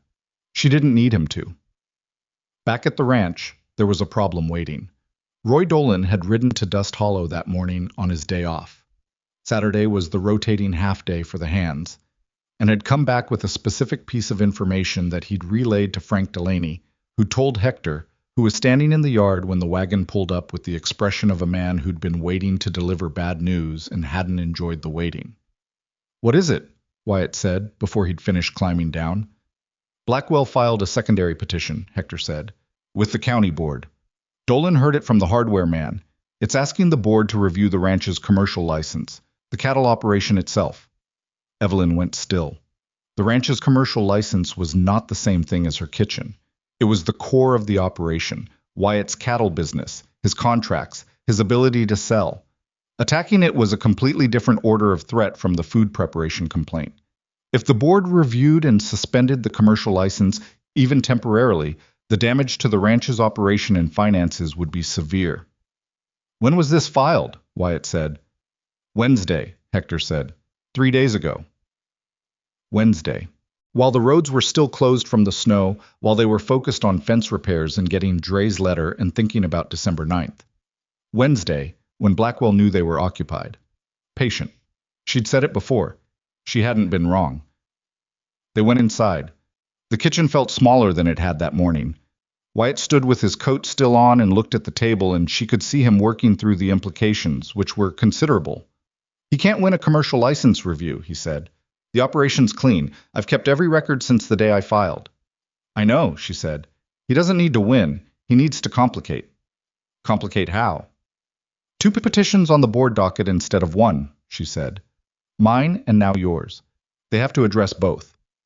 That takes time, and time means the hearings get scheduled separately, or combined in a way that changes the nature of what I'm presenting.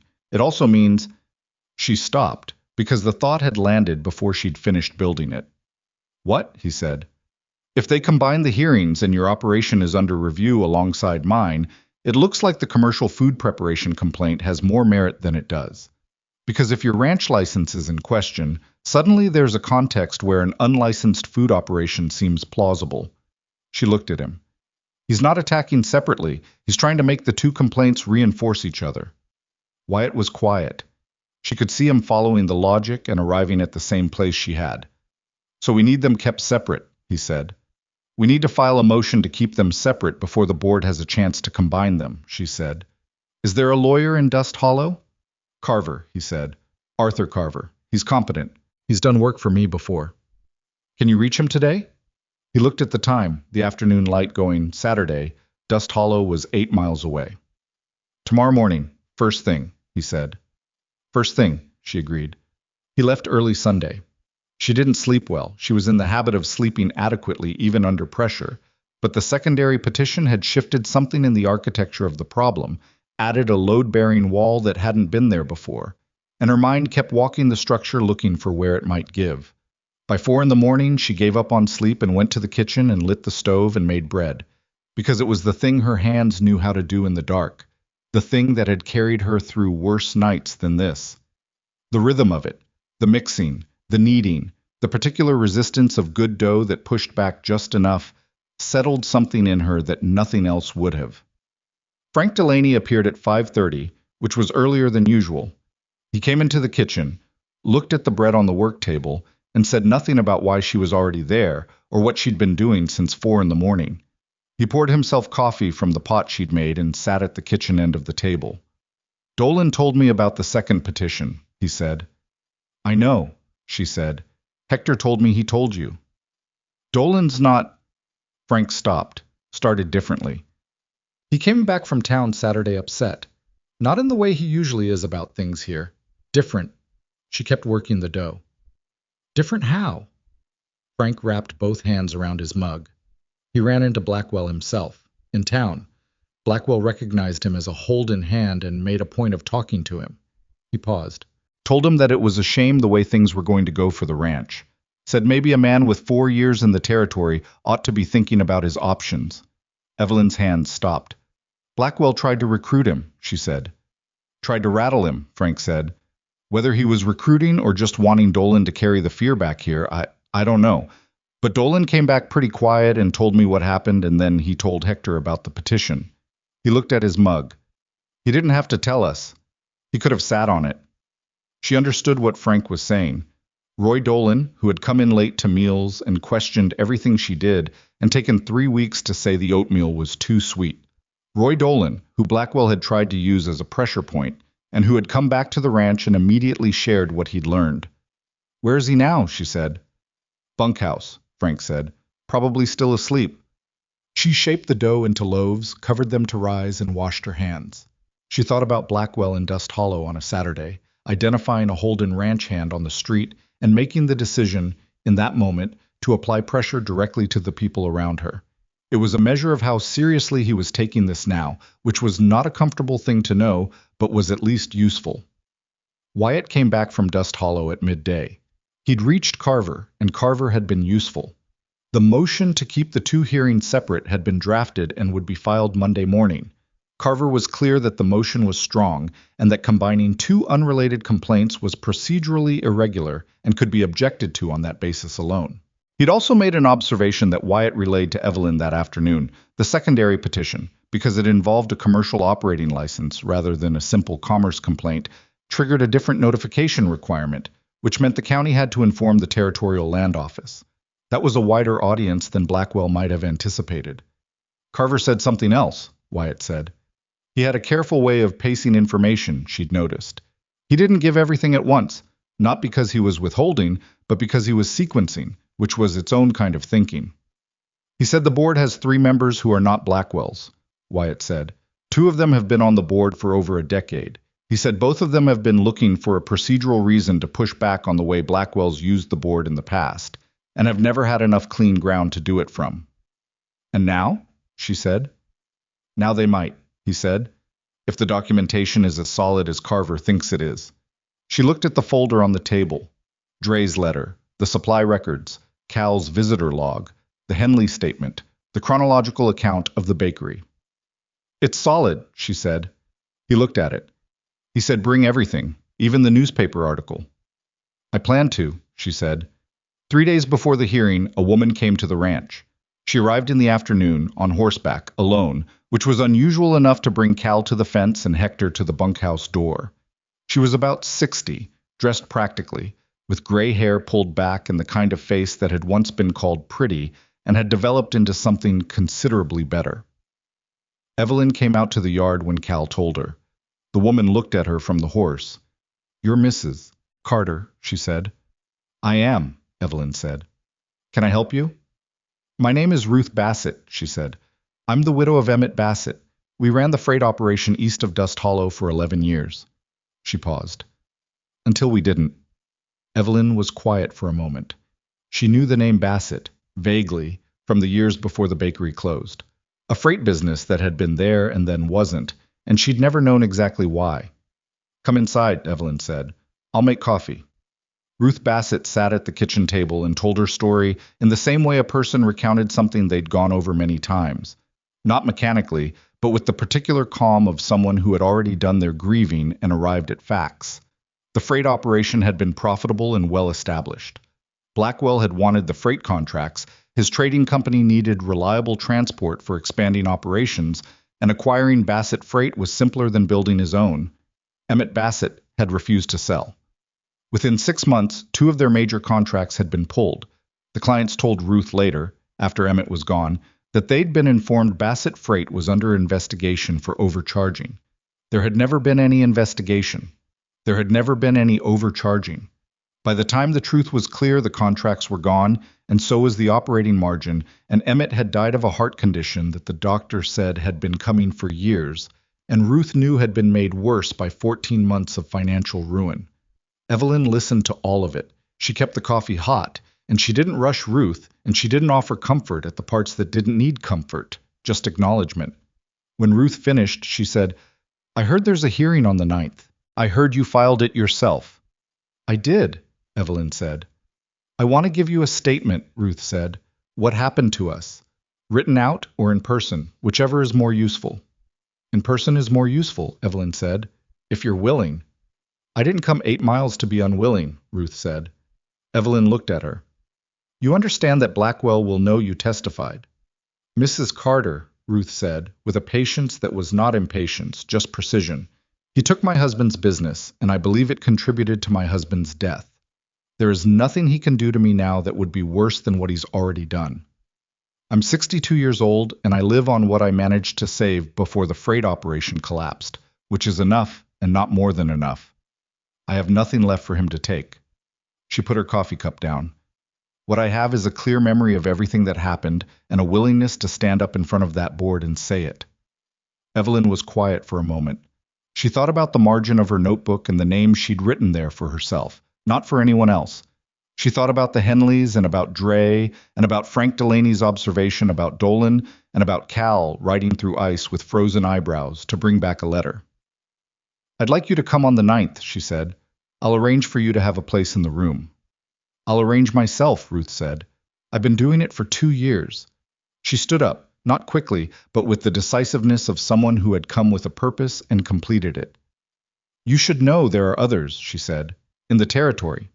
People who had dealings with Blackwell that cost them. They haven't talked about it because they thought talking wouldn't change anything." She looked at Evelyn steadily. "If this hearing goes the right way, some of them might be willing to talk. After." "Let's get through the 9th first," Evelyn said. "Yes," Ruth said, "one thing at a time." She left. Evelyn stood in the kitchen doorway and watched her ride back down the creek road. Wyatt appeared from somewhere behind her, quiet as he usually was. He'd heard some of it through the open door, she thought. She didn't ask. 2 days, he said. 2 days, she said. She turned back to the kitchen.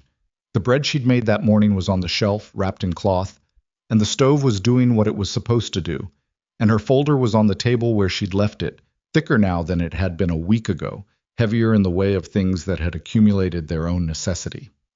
She had not folded. She had not been broken into it, and she had not chosen it, and the fact that she was still standing was not because the road had been easy, but because she had looked at every hard thing on that road and decided it wasn't the thing that would stop her. She was not certain of the 9th. She'd told May Henley she wasn't certain, and she'd meant it, because certainty was a luxury you earned only after the fact. But she was ready, and she had not come to the 9th alone, which was the thing that 3 years ago she hadn't had, and that had, more than anything else, made the difference between then and now. She put more wood in the stove because it was cold, and because there were men who needed to eat supper, and because the work was there and she was the person who did it, and she went back to work. The morning of December 9th came in clear and bitter cold, the kind that made the air feel thin and the ground ring like metal underfoot. Evelyn was up at 4 again, not because she'd planned to be, but because sleep had released her without asking, and she'd accepted the fact of it. She lit the stove. She made coffee. She sat at the kitchen table with her folder in front of her and read through everything one final time, not searching for gaps, because she'd done that already and done it thoroughly. She was reading the way an actor runs lines before a performance, not to learn them, but to put them in the body, to make them available without having to reach. The Henley statement, Dre's letter, Cal's visitor log, the supply orders, annotated in her hand, the account of the bakery, factual and dated, the newspaper article. And now, added at the last, a single-page statement from Ruth Bassett covering the outline of what she intended to say in person, written at the kitchen table 2 evenings ago while Evelyn made supper, Ruth sitting straight-backed and writing in a hand that was small and exact and didn't waver. She closed the folder. The ranch was quiet around her. Outside, the dark was still complete, and the cold pressed against the windows with the particular insistence of December at altitude. She could hear, faintly, one of the horses in the barn shifting its weight. She could hear the stove. She thought about what the day was going to require of her, and she thought about it honestly, without dressing it up. She was going to walk into a room full of men, the county board, Arthur Carver, Blackwell, and whoever he'd brought with him, whatever observers had shown up out of curiosity or investment, and she was going to make a case that a powerful man had been systematically using legal and commercial mechanisms to destroy people who stood in his way or simply attracted his attention. She was going to do this with documentation and with the testimony of a 62-year-old widow who'd ridden 8 miles on horseback to be there. She was going to do it without a lawyer of her own, because she'd looked at the cost and decided the money was better held in reserve against outcomes she couldn't predict. It might work. She had a reasonable, grounded belief that it might work. It might not. She had enough honesty with herself to hold that alongside the first thing. Either way, she was going. By 6, the ranch was stirring. She made breakfast, eggs and salt pork and biscuits, and the last of the apple preserves Helen Garrett had given her 2 months ago at the market, which she'd been keeping for a specific occasion and had decided this was it. She set it all on the table, and the men came in and ate, and the kitchen had the particular feeling of a morning that everyone in the room knew was different from ordinary mornings, though nobody said so directly. Ned asked if she was nervous. "Eat your eggs," she said. He ate his eggs. Frank Delaney was last in, as he sometimes was when he'd been up early doing a check on the cattle. He sat down, looked at the spread on the table, looked at the apple preserves, and looked at Evelyn. "You're using the preserves," he said. "I am," she said. He nodded, the way he acknowledged most significant things, without elaboration. He put preserves on his biscuit and ate it and said nothing else, but he ate it with the attention of someone who understood what it meant, which was enough. Hector helped her carry the folder and her coat to the wagon without being asked. Cal had the horses hitched and ready at 7. Wyatt came out of his main house in his good coat, the one that wasn't for working, that she'd seen hanging in the hallway and had assumed was kept for occasions, and that was clearly what this was. She climbed up onto the wagon seat. Wyatt took the reins. Roy Dolan was standing by the fence. He had his hat in his hands, which he did when he was thinking about something he wanted to say. She looked at him. "Just go do it," he said. It was not eloquent, but she understood that for Dolan it was the fullest version of what he meant, which was, in its compressed form, that he was behind her, and he hoped she won, and he didn't have the vocabulary for either thing in any more elaborate form. "All right," she said. The wagon moved. The road to Dust Hollow was 8 miles of packed snow and cold air, and the particular silence of winter country that wasn't empty but was still, everything alive having made its accommodation with the temperature and settled into the waiting that cold required. Wyatt drove. Evelyn sat with the folder on her lap and her hands in her coat pockets, and her mind moving through the structure of what she intended to say, checking the joints, making sure nothing would give under pressure. "Arthur Carver will be there when we arrive," Wyatt said, about halfway in. "He filed the separation motion on Monday. The board acknowledged it Friday. Hearings are separate, yours at 10, mine at 2. "The 2 board members Carver mentioned," she said, "the ones looking for clean ground. Alderman Pruitt and Walsh," he said. "Pruitt's been on the board 12 years, Walsh 9. Neither of them owes Blackwell anything he can collect on directly." "And the third who's not Blackwell's?" "Henderson," Wyatt said. "He's newer, 4 years. Carver thinks he follows Pruitt's lead on contested matters." "That's 3, she said. "How many total?" 7, he said. "The chair, Morrison, is balanced. He votes procedurally, follows the majority when he can, only applies pressure when he has to. Blackwell has solid commitments from 2 of the remaining 3. The third," he paused, "a man named Fossey. Carver isn't sure about Fossey." She absorbed that. 3 certain allies, 2 certain opposition, 1 unknown, and a chair who would follow the majority if there was one. It came down to Fossey and what he decided. "What does Carver know about Fossey?" she said. "He's been on the board 3 years, runs a tannery on the south side of town. He and Blackwell have done business. Blackwell's operation buys his product. But Carver says Fossey has also had disputes with Blackwell over payment terms, and one of them nearly went to lawsuit 2 years ago. So he's not loyal," she said. He's just connected." "That's Carver's read," Wyatt said. She thought about that. A man who did business with Blackwell but didn't like him, who had cause to feel the weight of how Blackwell conducted himself when terms weren't in Blackwell's favor. A man who might, when presented with clear evidence of a pattern that included treatment of people he had reason to identify with, make a different calculation than the one he'd been expected to make. She couldn't count on it, but she understood it, which was something. Dust Hollow appeared ahead. 8 in the morning, and the town was already moving. She could see smoke from chimneys and figures on the main road, wagons and horses at the general stores. The county board met in the back room of the town hall, a 2-story building on the east side of the intersection that also housed the post office and the office of the Justice of the Peace. Carver had arranged for the hearing to be in the larger of the 2 rooms, which could hold an audience because Evelyn had told him she wanted the hearing public, and he'd confirmed that was her right. She had not told Wyatt that she'd specifically requested the large room. He found out when they arrived, and Carver met them at the door and said something about the room setup, and Wyatt looked at her. "Public," she said. "Whatever happens in there, it happens in front of whoever wants to see it." He held her gaze for a moment. "All right," he said. There were already people inside when they entered. More than she'd expected, maybe 40, which was most of the available seating in the large room. Some she recognized. Helen Garrett was there, in a good coat she probably kept for winter occasions. Ellis Dray was there, which she'd known he would be, seated near the front with the formal expression of a man who'd come to make a record of himself being present.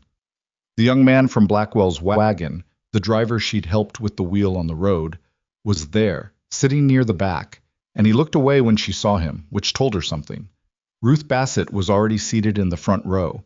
She was wearing a dark dress, and her gray hair was pinned carefully, and she sat with her hands in her lap and her back straight, and when she saw Evelyn she gave a single nod that had a soldier's quality to it. Not warmth exactly, but solidarity, the acknowledgement of a common purpose. Victor Blackwell was at the far side of the room, standing with 2 men Evelyn didn't recognize who had the look of lawyers. He was in his best coat. He was unhurried. When he saw her enter, his expression didn't change, which was itself a kind of message. She was not worth the adjustment. She returned nothing. She walked to the table designated for the petitioner, set her folder down, took off her coat, folded it over the chair, and sat down. Carver sat beside her. He was a compact, dry-voiced man in his 50s who had practiced in the territory for long enough that he knew every procedural angle in these rooms and used them precisely, without flourish. He'd reviewed her documentation twice and had told her it was strong and that she should present it herself, because a woman presenting her own case to this board, in this room, with this documentation, was a different thing from a lawyer presenting it on her behalf. She'd agreed with his reasoning. The board filed in at 10 past 10, 7 men taking their seats behind the raised table at the front. Morrison, the chair, in the center. Pruitt and Walsh at one end. Blackwell's 2 at the other. Henderson beside Pruitt. Fossey in the middle section, with the particular expression of a man who had not fully decided what he was there to do. Morrison called the hearing to order. He read the petition as filed. Evelyn Carter, employed as kitchen manager at Holden Ridge Ranch, requesting a formal review of a commerce complaint filed against her operation on the grounds that the complaint was factually unsupported and constituted part of a pattern of commercial harassment. He asked if both parties were represented. Carver stated that the petitioner was present and representing herself, with him as counsel of record. Blackwell's lead attorney, a man named Prentice, who had the voice of someone who'd learned to talk in rooms like this and never stopped, stood and identified himself and his client. Morrison said, "Mrs. Carter, you filed this petition. You have the floor." She stood up. She had thought about how to begin this for 3 weeks, and she had gone through versions and discarded versions and arrived finally at the version that was true, which was also the simplest one. "In September of 1886, she said, I opened a bakery on the corner of Main and Fletcher in Dust Hollow. I ran it for 2 years. It was profitable, it was clean, and it served this community. In the fall of 1888, Victor Blackwell arranged to have my commercial lease reviewed on a technicality. He spoke to my landlord. He used his position on this town's commercial board to initiate that review. He also, during this period, communicated to the families in this community who were his business contacts that my goods were unreliable and my pricing was unfair. Neither of those things was true. Within 4 months of that campaign, I had lost my lease, my customer base, and my business. She paused. I am not here today because I'm still angry about that. I am here because what he did to my bakery is what he did to the Bassett freight operation, and what he did to the Henley flour mill, and what he is now attempting to do to my work at Holden Ridge Ranch. And I have the documentation to show that this is a pattern, not a series of unrelated events. The room was very quiet. She opened the folder. She went through it methodically. The supply orders, the meal logs, Cal's visitor record. She showed the quantities, explained the math of feeding 11 working men across a season, and demonstrated that the volume was consistent with a domestic operation and inconsistent with any commercial enterprise. She presented Dre's letter and read the key passage. She summarized Cal's visitor log and noted the absence of any transaction records, because there were no transactions. Prentice objected twice during this section, once to the meal logs on the grounds that they were self-produced, and once to Dre's letter on the grounds that Dre was a business associate of the ranch. Carver addressed both briefly and precisely. Morrison sustained neither objection. Then she set down the supply records and picked up the Henley statement. She explained what it was, and she read it into the record. Tom Henley's precise, careful account of the water rights complaint, the timeline, the cost, the resolution. She watched the board while she read it. Pruitt was taking notes. Walsh had stopped moving. Henderson was watching Prentice. Fossey was watching Evelyn, with the expression of a man encountering information he'd suspected existed and hadn't expected to see set down in writing. Blackwell's too were stone-faced. Blackwell himself had not changed his expression, but she noticed that he'd shifted his posture, very slightly, the kind of adjustment a person made when something landed differently than they'd anticipated. She set down the Henley statement and she said, I would now like to call Ruth Bassett. Prentice objected immediately. Live testimony was not standard procedure for this type of hearing. The petition was a documentary review. The rules of the board didn't. Morrison looked at Prentice. He looked at Evelyn. He looked at the room. 40 people were watching him make a decision, most of them people who lived and worked in this county, many of whom he'd known for years and would go on knowing after today. The board will hear from Mrs. Bassett, he said, as a matter of public record.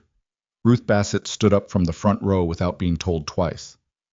She walked to the front of the room, not to the petitioner's table, just to the open space before the board, because she didn't need a table and didn't want one.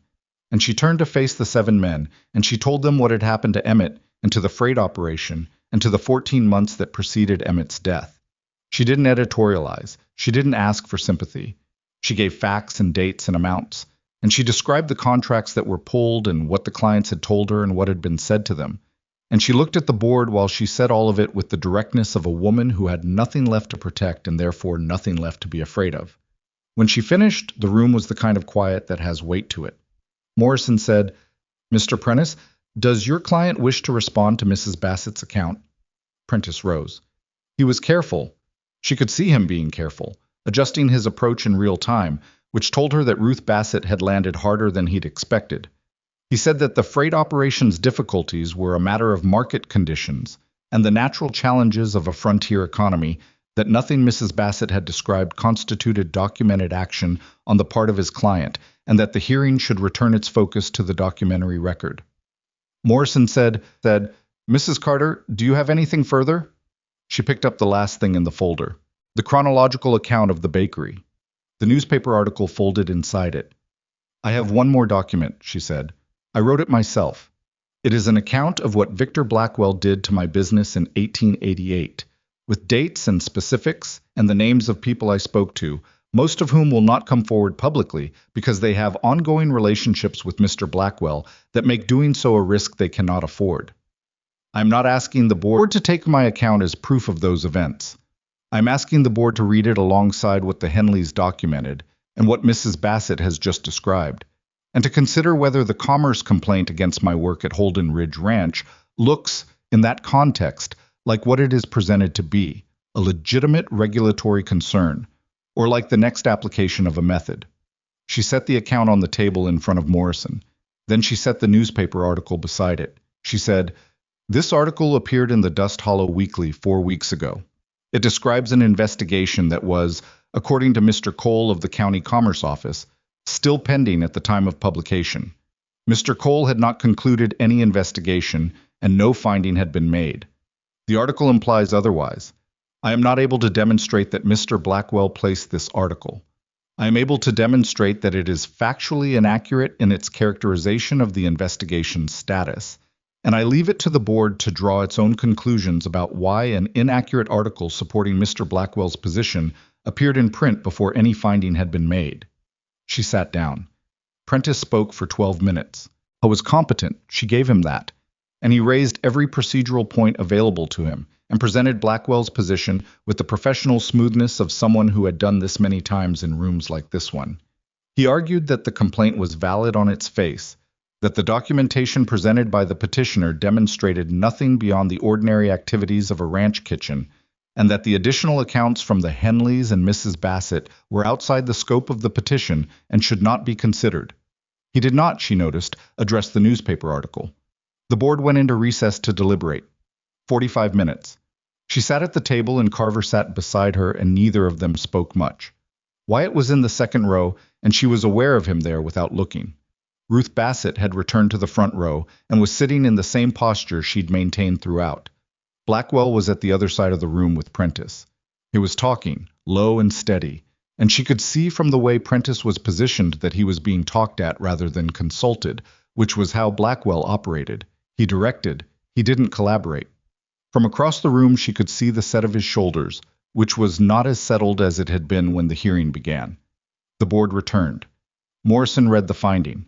The commerce complaint against Evelyn Carter's kitchen operation at Holden Ridge Ranch was dismissed. The board found no evidence of commercial food preparation or sale, and the documentation provided by the petitioner was consistent with a domestic ranch operation of the described size. The complaint was found to be unsupported by fact. He read the second finding. In light of the documented pattern of complaints originating from or associated with Victor Blackwell against multiple commercial operations in the county over the preceding 4 years, a pattern which the board found to be relevant context for evaluating the current complaint, the board was referring the matter to the Territorial Land Office for a formal review of commercial complaint practices in Dust Hollow County. The referral would also encompass the secondary petition against Holden Ridge Ranch's commercial cattle license, which the board had reviewed as a separate matter and found to be equally unsupported. Morrison set down the paper. Pruitt was writing. Walsh was watching Blackwell. Fossey, she looked at Foss, was looking at his hands with the expression of a man who had made a decision and was living with the consequences of it in real time, which included knowing that certain business relationships were going to require renegotiation. It was not a comfortable look, but it was there. Prentice said something to Morrison about appeal procedures. Morrison acknowledged the avenue and moved on. The room began to reorganize itself, people standing, conversations starting, the particular buzz of a public proceeding that has come to a conclusion and now wants to become an event. She sat still for a moment at the petitioner's table. Carver said something about the referral being the significant outcome, that the dismissal was important, but the referral was the thing with teeth, because the territorial office would be looking at the whole pattern, and that was not a process Blackwell had any mechanism to quietly dissolve. She heard him. She agreed with his analysis. She was also, for that moment, doing something she allowed herself rarely, which was simply sitting inside the fact that it had worked. Not perfectly. Not completely. Blackwell was still in the room, and he was still powerful, and the territorial review would take time, and the 2 board members who were his would not change their positions, and the damage done to the Henleys and to the Bassetts and to her own bakery was real, and none of it would be undone by a board finding. But he had overreached, and it had been documented, and the documentation was now part of the public record of this county, and that was not nothing. That was, in fact, the thing she had been trying to build toward since she filed the petition. Not just the dismissal, which was the battle, but the referral, which was the shift in the longer terrain. She stood up and gathered her folder. Ruth Bassett was beside her without announcement, the way Ruth Bassett did most things. Pruitt, she said quietly, he asked me in the recess whether there were others, people who hadn't spoken. What did you tell him? Evelyn said. I told him to ask around after the territorial review opens, Ruth said. I told him people would be more willing to talk when there was an official process to talk to. Evelyn looked at her. Was that your idea, or his? Mine, Ruth said. He agreed it was sensible. She walked out of the town hall into the cold December air, and the light was white and flat, and the main road of Dust Hollow was going about its business the way it always did. Wagons and horses and people moving between buildings with specific purposes, the ordinary machinery of a small frontier town. Helen Garrett was outside, hands in her coat pockets. She looked at Evelyn when she came through the door. She didn't ask. Evelyn gave a small nod. Helen exhaled. "Good," she said. That was all. Ellis Dray shook her hand with both of his when he came out. He said the letter had been the right thing to do. She thanked him. He said don't thank him. What he'd done was provide accurate records, which was just business. And she understood that this was his way of saying he was glad to have done it without making it into something either of them had to carry. Wyatt was at the wagon. He'd brought it around to the front while she was saying her goodbyes, which was efficient, and was also, she understood, something he'd done because he knew she would have things to attend to, and he didn't want her to have to think about the wagon while attending to them. She climbed up. He handed her the reins, which surprised her. He usually drove, and she took them. "You should drive," he said. "Today." She drove. The road back to the ranch was the same road it had always been, rutted and cold and bordered by the country she'd come to know over the past months. The creek line, the ridge in the distance, the particular quality of December light that made everything look like an illustration of itself. She drove, and he sat beside her, and neither of them said anything for the first mile, which was right. Then he said, "The referral." "Yes," she said. "That changes things for him," Wyatt said. "Not immediately, but the territorial office doesn't move quietly. It's a larger stage." "I know," she said. "You planned for that," he said. "The referral. The newspaper article was the move that got it."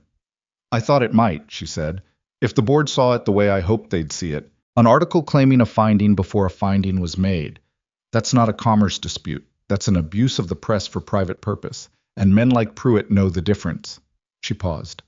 "I wasn't certain it would land." "Most things you're not certain of," he said.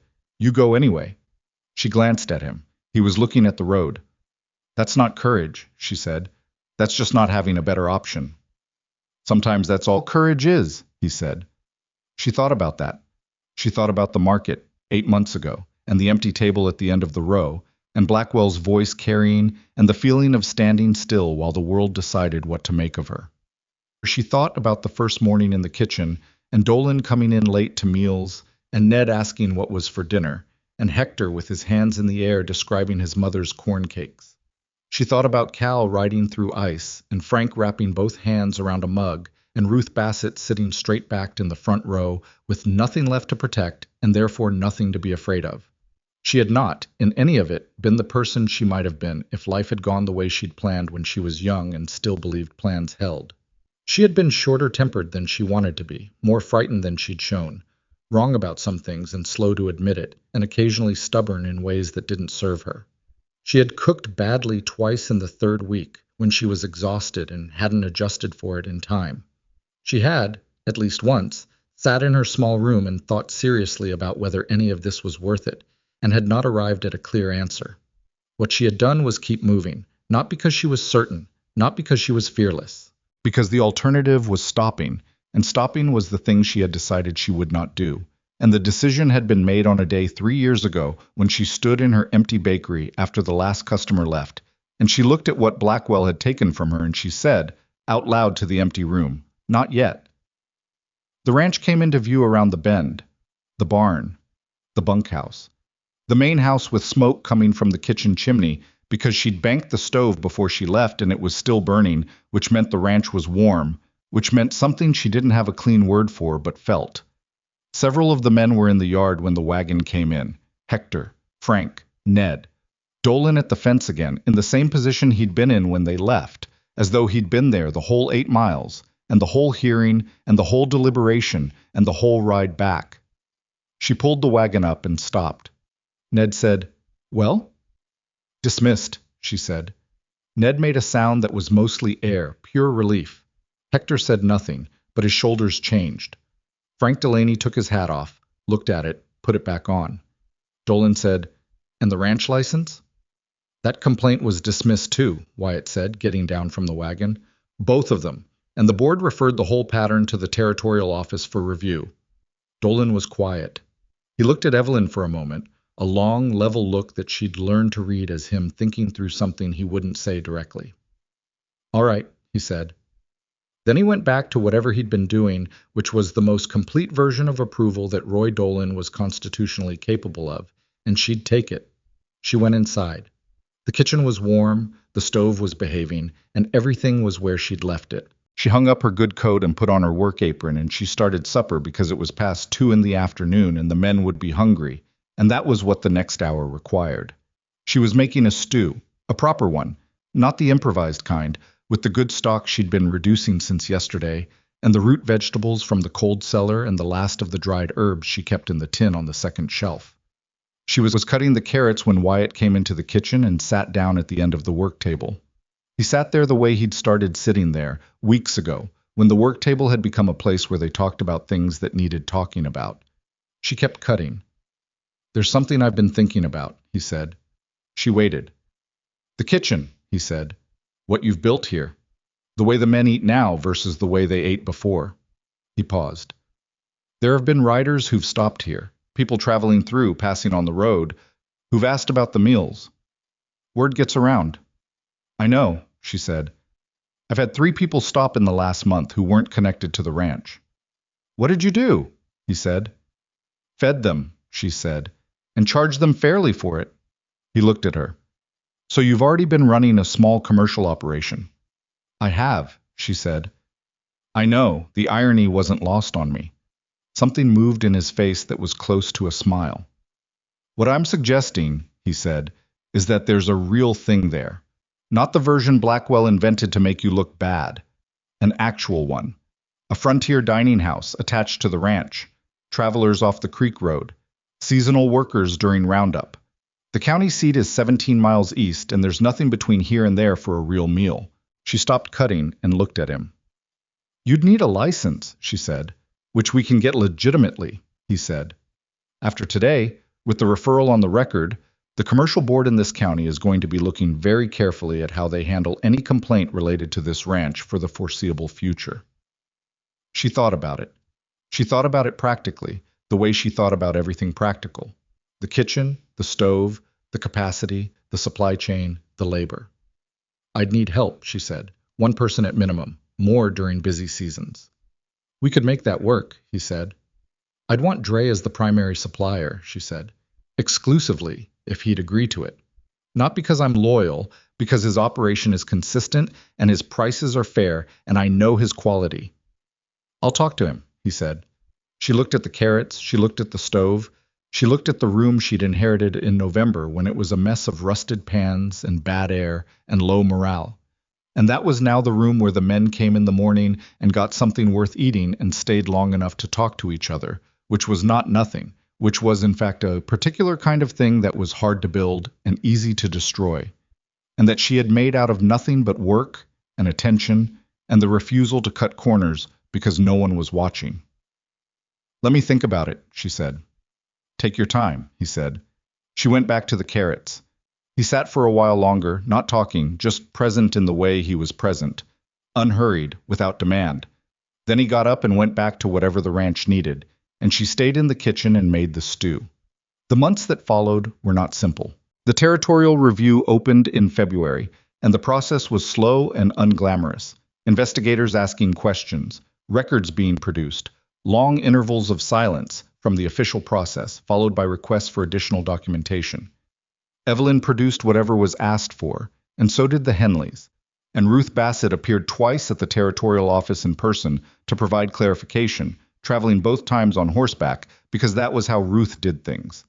Victor Blackwell did not disappear from Dust Hollow. He was not arrested or ruined or reduced to the public humiliation that might have satisfied the part of Evelyn that was still, in honest moments, angry. What happened was more gradual and, she came to think, more permanent. The referral became public record, and public record in a small territory is a thing that people read and remember and refer to in other conversations. 2 of the families who had pulled their business from the bakery 3 years ago made a point of stopping at Evelyn's table when she appeared at the spring market and buying from her and not making a production of it, which was the right way to do it. Fossey, the tannery owner, renegotiated his supply contract with Blackwell's operation on terms more favorable to himself, and did not particularly hide the fact that the shift in his willingness to negotiate harder was connected to what he'd learned about the pattern of Blackwell's methods. The commercial license for the Holden Ridge Dining House was granted in March, without incident, because Carver had prepared the application with the thoroughness of a man determined not to give anyone a procedural handle to object to, and there was no credible objection.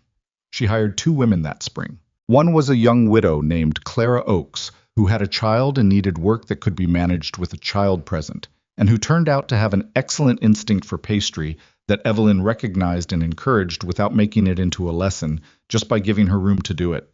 The other was a woman named Inez, who was 40 and had spent 15 years cooking on different ranches across the territory and had the professional efficiency of someone who had never been given the credit she deserved for the scale of what she managed. Between the 3 of them, the kitchen ran in a way that it hadn't when it was just Evelyn alone. It had redundancy and depth, and the particular energy of multiple people who were good at their work doing it in the same space. The first time a party of 6 travelers came off the creek road at midday and sat down to a proper meal and paid for it and left satisfied, Frank Delaney watched the last of their wagons pull away from the yard and said, to no one in particular, "Huh." That was as close to a celebration as the Holden Ridge Dining House was going to get from Frank, and Evelyn accepted it as such. At the spring market, the same market where, 8 months earlier, she'd stood at the end of the row with a small table and Blackwell's voice in her ears, she had a larger booth. Not the center, because the center spots were still spoken for, but 1 row in from the end, which was better by the measure of foot traffic, and significantly better by the measure of everything it meant. Helen Garrett was 3 spaces down. Evelyn had brought 3 things she'd been working on since the winter. A particular kind of spiced meat pie that combined a recipe she knew with one thing Hector had described from his mother's cooking, adapted twice until it was its own thing, neither the original nor the influence, but something that had come from both. She'd brought a dozen of the corn cakes she'd finally made from Hector's description, which had taken 4 attempts to get right and still weren't exactly what he remembered, but he'd eaten 2 of them one evening and said they were close. And close was what you got when you were building from memory across a distance of years. And she'd brought the apple cake, the same recipe she'd had since before the bakery, the one Wyatt had loaded into a crate on a Saturday in September without knowing yet what it was going to mean. Wyatt was somewhere in the market. She'd seen him go toward the cattle pens, which was where he always went first, which was fine. He would find her. She stood at her table in the March cold and she looked at the market around her. The noise of it, the families, the horses, the smoke from the far end, the ordinary, irreducible life of a small frontier town doing what it did on a market day. And she felt the strangeness of being in a place that looked the same as it had 8 months ago, and was, from where she was standing, almost completely different. Not because she was happy, exactly. Happiness was not really the word for what she'd built. It was more than happiness and less comfortable than happiness. It was the knowledge of what she was capable of when she had no good choices and made the best one available, repeated until the situation changed. It was the knowledge that the thing she'd been most afraid of, that Blackwell was right, that she was finished, that the world had decided what she was, and she should believe it, had not turned out to be true. Not because the world had been proven wrong in a satisfying public way, but because she had not stopped, and the evidence of not stopping was now visible in a kitchen that ran, and 2 women who had work, and a dining house with a legitimate license, and a folder of documentation that was now part of the county record. She thought about her husband, Thomas, who had died 7 years ago, and whose face she could still see clearly in the mornings, in the half-second before she was fully awake. He would have liked this, she thought.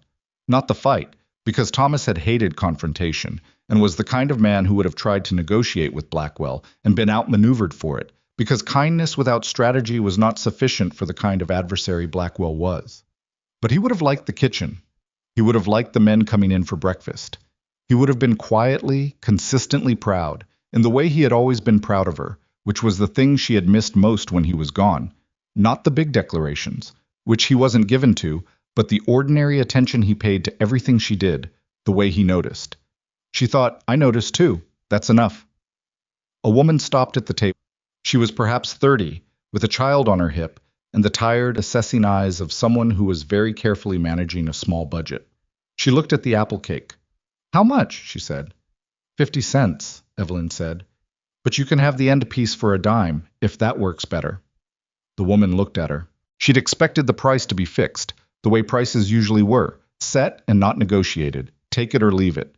The offer of the end piece wasn't charity, it was pragmatic, because the end piece would be harder to sell to anyone else, and a dime was better than nothing.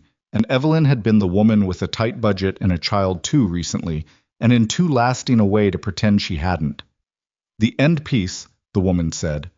Evelyn wrapped it and took the dime, and the woman shifted the child to her other hip and moved on, and Evelyn thought, that's it. That's the whole of it, right there. Not the hearing, and not the documentation, and not the dismissed complaints, and not the territorial referral, though all of those mattered. But this, a woman with a child and a dime, and a piece of cake she could afford. This was what the work was for. This was the thing that made the rest of it worth the cost. Wyatt appeared beside her at noon, as she'd known he would. He looked at the table. He looked at the crowd around her booth. He looked at the space where the apple cake had been, which now held only crumbs. Sold out? He said. Down to the last of the corn cakes, she said. Give it an hour. He stood beside her, not in front of the table, not behind it, beside her, which was where he'd been, in every sense that mattered, since September. She'd stopped being uncertain about what that meant. She'd let it be what it was, which was a man standing beside a woman at a market, both of them with somewhere to go back to at the end of the day, and that being enough, and possibly the beginning of more than enough, and time being the thing that would determine which. The market moved around them. The corn cakes sold. She stood in the March wind, and she did not think about Victor Blackwell. There would be more to deal with, eventually. The territorial review was ongoing and would produce whatever it produced, and Blackwell would adapt, because men like him always did. He had not been destroyed. He had been checked and marked and made more visible, and that was what was possible in one season with the resources she'd had, and she was not the person she'd been at 22 who believed that justice came clean and complete if you just deserved it enough. Justice, she'd learned, came partial and hard-won and never final, and you took what you could build in the time you had, and you held it as well as you were able, and you didn't confuse the building with the end of the work. She had not won, she had earned the right to keep going, which was its own kind of victory, and the kind that lasted. The market went on, the day went on. The ranch was 8 miles down the creek road, and Clara and Inez were there, and the stove was burning, and there was supper to plan and a supply order to write, and a conversation she and Wyatt had started in the kitchen 2 weeks ago about the north-facing wall, and whether it was worth the investment to extend it before summer, which was a conversation about a future that included her. And she was still deciding how completely to believe in it, and she was leaning toward believing in it, and that was enough for now. The woman who had once stood at the end of the row, invisible to a market that had already decided what she was, stood in the March wind and sold the last corn cake to an old man who said it reminded him of something he couldn't name, and she said that was often how the best things were, and she meant it, and it was true.